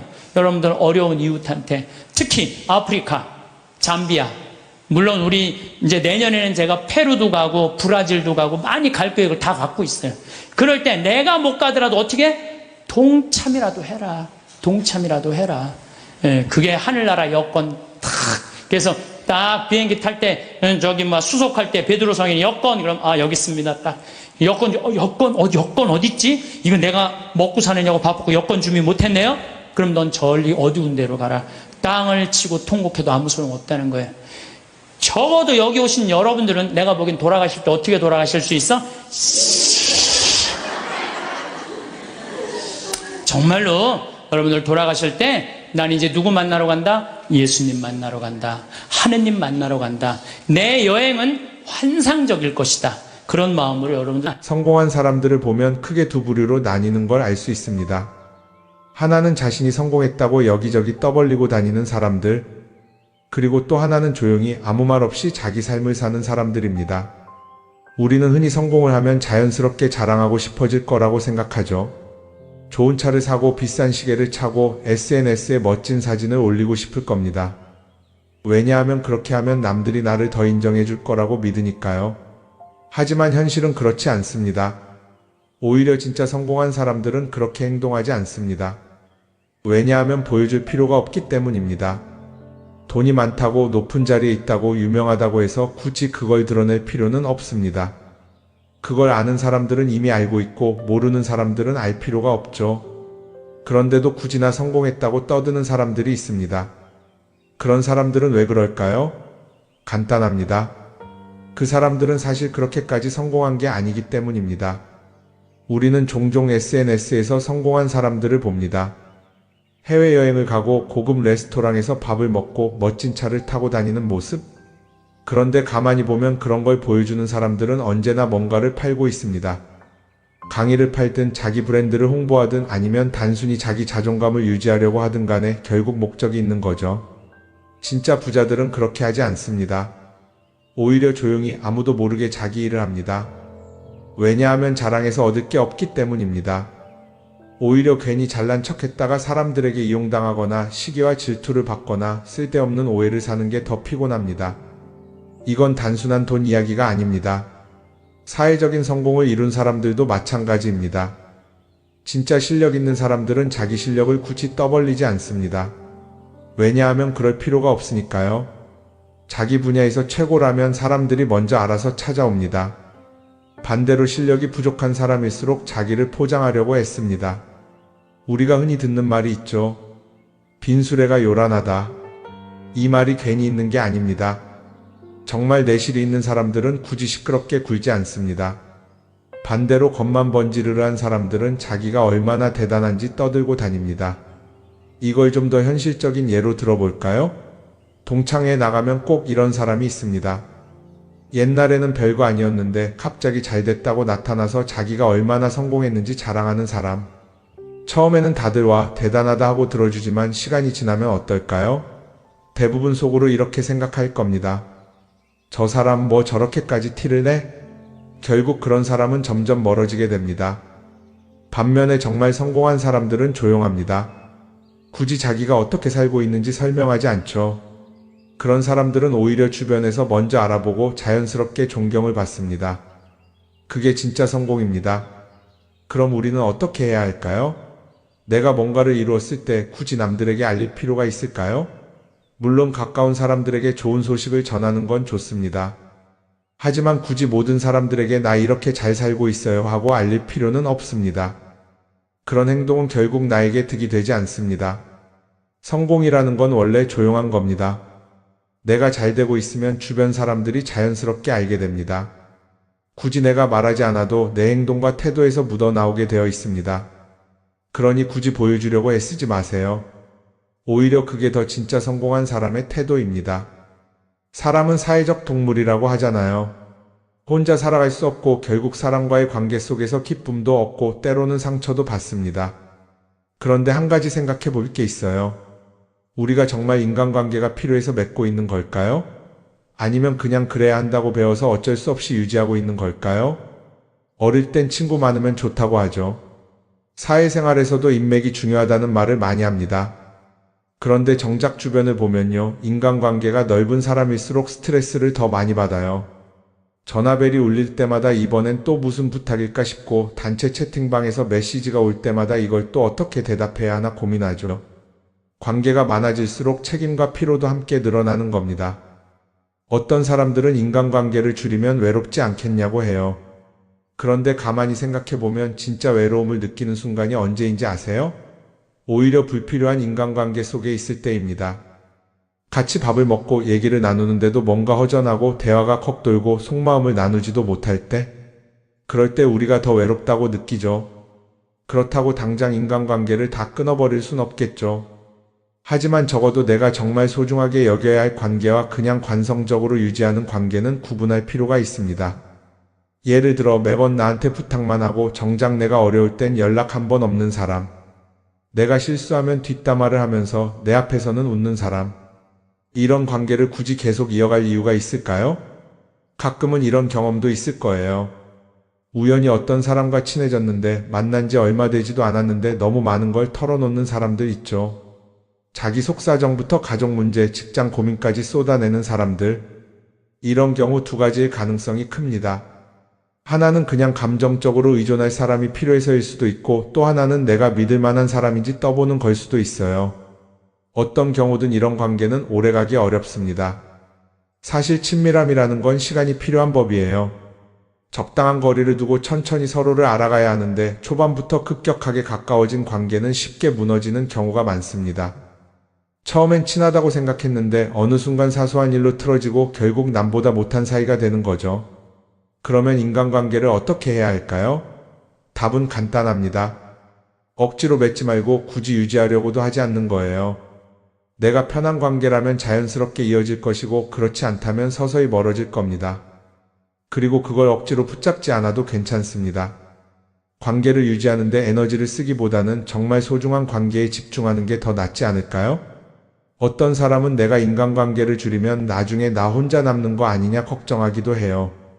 그런데 생각해보면요. 진짜 나를 위하는 사람은 많지 않아요. 인간관계를 줄인다고 해서 완전히 혼자가 되는 게 아닙니다. 오히려 불필요한 관계를 정리하고 나면 남아있는 관계들이 더 단단해지고 가치 있게 느껴질 겁니다. 예전엔 인맥이 자산이라는 말을 많이 했어요. 그런데 요즘은 꼭 그렇지도 않죠. 오히려 불필요한 인간관계가 많으면 그게 짐이 될 수도 있어요. 적당한 거리, 적당한 선. 이걸 잘 지키는 게 결국엔 가장 편한 인간관계를 유지하는 방법 아닐까요? 한번 곰곰이 생각해 보세요.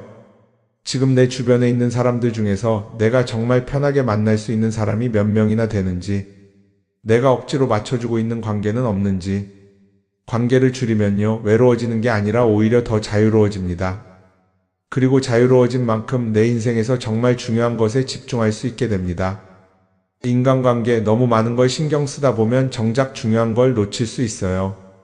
그러니까 이제는 한 번쯤 정리해보는 것도 나쁘지 않을 겁니다. 사람들이 돈을 많이 벌고 싶어 하는 이유가 뭘까요? 단순히 돈이 많으면 좋으니까? 물론 그것도 있겠지만 사실 돈을 원하는 진짜 이유는 더 나은 삶을 살기 위해서겠죠. 그런데 문제는 돈을 많이 번다고 해서 반드시 삶이 나아지는 건 아니라는 겁니다. 오히려 더 많이 벌수록 더 많이 쓰게 되는 경우가 많아요. 가끔 이런 생각해 본 적 없으세요? 예전에는 돈이 지금보다 훨씬 적었는데 이상하게 그때가 더 여유로웠던 것 같다. 왜 그럴까요? 사실 우리가 원하는 건 돈 그 자체가 아니라 돈을 통해 얻을 수 있는 자유인데 돈을 벌면 벌수록 그 자유를 잃어버리는 경우가 많아요. 더 좋은 차, 더 좋은 집, 더 좋은 옷을 사면서 점점 더 많은 돈이 필요해지고 결국엔 돈을 벌기 위해 또다시 일해야 하는 악순환에 빠지게 되는 거죠. 한번 생각해 봅시다. 우리가 정말 필요해서 뭔가를 사는 경우가 얼마나 될까요? 필요해서라기보다는 남들이 가지고 있으니까, 없어 보이기 싫으니까, 혹은 그냥 기분 전환을 위해서 소비하는 경우가 훨씬 많아요. 그리고 그런 소비를 할 때마다 스스로 이렇게 합리화를 하죠. 이 정도는 나를 위한 투자야. 그런데 가만히 보면 그 소비가 진짜 나를 위한 소비인지 아니면 그냥 사회가 만든 기준에 끌려가고 있는 건지 헷갈릴 때가 많습니다. 예를 들어 예전에는 스마트폰 하나면 충분했는데 이제는 스마트워치도 있어야 하고 무선 이어폰도 필요하고 태블릿도 있어야 할 것 같고, 하나를 사면 또 다른 무언가가 필요해지는 시기예요. 사실 이건 우리가 그렇게 만들어진 겁니다. 광고도 그렇고 SNS도 그렇고 자꾸 우리에게 이렇게 말하죠. 이걸 사야 더 행복해질 수 있어요. 그런데 정작 그걸 사고 나면 어때요? 처음 며칠은 좋죠. 그런데 시간이 지나면 또 다른 걸 사고 싶어져요. 왜냐하면 물건이 우리를 오래 행복하게 만들어주지는 않거든요. 특히 요즘은 SNS가 이런 소비 심리를 더 부추기는 것 같아요. 예전에는 친구들끼리 만나서 나 새로 샀어 하고 자랑하는 게 전부였는데 이제는 SNS에 올리면서 전 세계 사람들에게 보여주잖아요. 그러다 보니까 남들도 다 뭔가를 사서 올리고 나도 따라해야 할 것 같은 기분이 드는 거예요. 그런데 중요한 건 그 사람들도 사실은 나와 똑같은 기분이라는 겁니다. 내가 남을 부러워하는 만큼 나도 누군가에게 부러움을 사려고 애쓰고 있는 거죠. 결국 끝없는 비교와 소비 속에서 진짜 중요한 걸 놓치게 되는 겁니다. 한번 이렇게 생각해보면 어떨까요? 만약 내가 지금부터 딱 1년 동안 불필요한 소비를 하지 않는다면 내 삶이 어떻게 변할까? 아마 처음에는 답답할 수도 있어요. 사고 싶었던 걸 참아야 하니까. 그런데 그걸 몇 번 참고 나면 어느 순간 깨닫게 될 겁니다. 내가 굳이 이걸 안 사도 괜찮네? 그렇게 불필요한 소비가 줄어들면 자연스럽게 돈이 쌓이겠죠. 그런데 돈이 쌓이는 것보다 더 중요한 게 있어요. 바로 마음의 여유가 생긴다는 겁니다. 돈을 쓰지 않는다고 해서 불행해지는 게 아니라 오히려 소비로부터 자유로워지면서 진짜 행복을 찾을 수 있어요. 물론 이걸 실천하는 게 쉽지는 않겠죠. 우리 주변에는 소비를 부추기는 것들이 너무 많으니까요. 하지만 적어도 이런 건 해볼 수 있습니다. 뭔가를 사고 싶을 때 한 번만 스스로에게 물어보는 거예요. 이게 정말 나한테 필요한 걸까? 아니면 그냥 순간적인 욕심일까?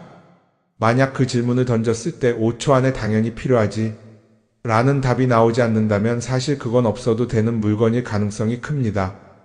정말 필요한 건 고민할 필요도 없이 바로 떠오르거든요. 그러니까 이제는 한 번쯤 생각해 봐야 할 것 같아요. 나는 지금 내가 원하는 삶을 살고 있는 걸까? 아니면 남들이 만든 기준에 맞추기 위해 내 시간을 팔고 있는 걸까? 소비를 줄인다는 건 단순히 돈을 아끼는 게 아닙니다. 그건 결국 내 삶의 선택권을 되찾는 일이거든요. 돈을 많이 버는 것도 중요하지만 더 중요한 건 그 돈을 어떻게 쓰느냐입니다.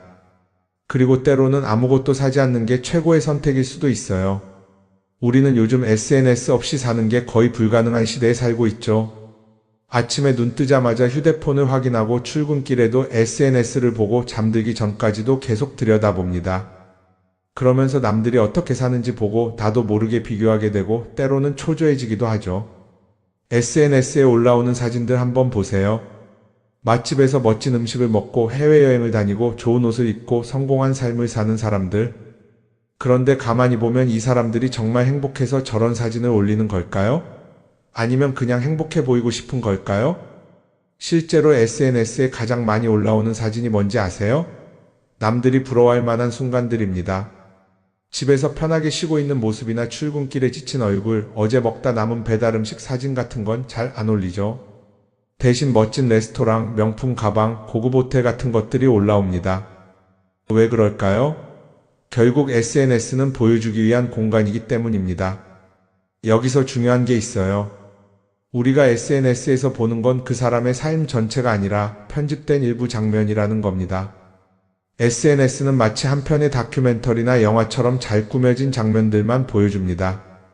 그런데도 우리는 그걸 보면서 아, 저 사람은 나보다 더 행복하구나 하고 착각하죠. 예를 들어 SNS에서 한 친구가 해외여행을 가서 아름다운 풍경을 찍어 올렸다고 해볼게요. 우리는 그걸 보면서 부럽다, 나도 저렇게 살고 싶다라고 생각하겠죠. 그런데 정작 그 친구는 사진을 찍고 나서도 일 때문에 스트레스를 받고 있을 수도 있고 여행 비용을 감당하느라 카드가 걱정을 하고 있을 수도 있습니다. 그 부분은 우리는 알 수가 없죠. 그런데 문제는 이렇게 남들과 비교하는 습관이 쌓이면 결국 내 삶이 초라하게 느껴진다는 겁니다. 원래는 그냥 조용히 살아도 괜찮았는데 SNS를 보고 나면 나만 뒤처지는 것 같고 뭔가를 더 해야 할 것 같고 괜히 불안해지죠. SNS는 기본적으로 사람들의 비교 심리를 자극합니다. 남들이 가진 걸 나도 갖고 싶게 만들고 남들이 하는 걸 나도 해야 할 것 같은 기분이 들게 만들죠. 그러다 보니 필요하지도 않은 걸 사게 되고 무리해서라도 화려한 곳에 가게 되고 남들에게 보여주기 위해 사는 삶을 살게 됩니다. 그럼 어떻게 해야 할까요? 사실 정답은 간단합니다. SNS에서 보이는 것들을 곧이곧대로 믿지 않는 것입니다. 그리고 더 중요한 건 남과 비교하는 걸 멈추는 것이에요. 어떤 사람이 비싼 차를 타고 다닌다고 해서 그 사람이 꼭 행복한 건 아닙니다. 좋은 차를 타고 다니지만 밤마다 사업 걱정에 잠 못 이루는 사람도 많아요. 반대로 대중교통을 이용하지만 마음 편하게 사는 사람도 있죠. 결국 행복은 보이는 것이 아니라 느끼는 것입니다. SNS를 덜 보면 덜 불행해진다는 연구 결과도 있어요. 하루 종일 남의 삶을 보면서 비교하는 시간을 줄이면 내 삶에 집중할 수 있는 시간이 많아지는 겁니다. SNS를 완전히 끊을 필요는 없지만 최소한 그 안에 있는 것들이 전부 진짜라고 생각하지 않는 태도는 필요합니다. 우리는 누구나 자신만의 속도로 살아가고 있어요. 남들은 남들대로 사는 거고 나는 나대로 살면 됩니다. SNS에서 남들의 화려한 모습을 볼 때마다 한 번쯤 이렇게 생각해 보세요. 이건 그 사람이 보여주고 싶은 삶일 뿐이다.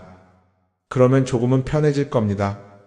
사람들은 다들 자기 인생을 살아간다고 생각하죠. 그런데 가만 보면 정말 자기 인생을 사는 사람이 얼마나 될까요? 많은 사람들이 사실은 남이 만들어 놓은 기준에 맞춰서 살고 있어요. 좋은 대학, 좋은 직장, 좋은 차, 좋은 집. 다들 이런 걸 목표로 삼지만 정작 내가 원하는 삶이 뭔지 깊이 생각해 본 적이 없는 경우가 많아요. 이건 어릴 때부터 교육받아온 방식과도 관련이 있어요. 우리는 어릴 때부터 이렇게 살아야 한다는 틀 안에서 자라죠.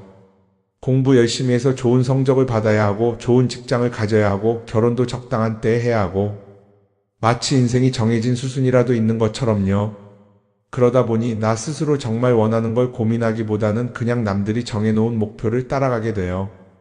그런데 이렇게 남의 기준에 맞춰서 살다 보면 어느 순간 공허함을 느끼게 됩니다. 이게 정말 내가 원했던 삶인가? 하는 의문이 들 때가 오죠. 어릴 땐 성적이 목표였고 사회에 나와서는 연봉이 목표였고 결혼하고 나서는 아이 교육이 목표였는데 그 목표를 이루고 나면 허무한 거예요.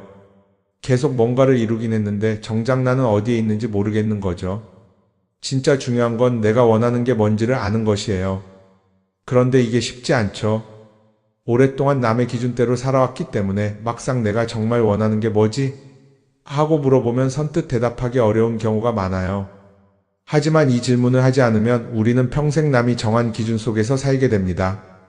그럼 어떻게 해야 할까요? 첫 번째로 필요한 건 내가 왜 이런 생각을 하게 됐는지 스스로 점검하는 거예요. 예를 들어 내가 비싼 차를 사고 싶다고 생각한다면 그게 정말 내 필요 때문인지 아니면 남들에게 잘 보이기 위해서인지 한번 따져봐야 해요. 만약 남들이 나를 어떻게 볼까 하는 게 더 중요하다면 그건 내 기준이 아니라 사회가 만들어 놓은 기준일 가능성이 큽니다.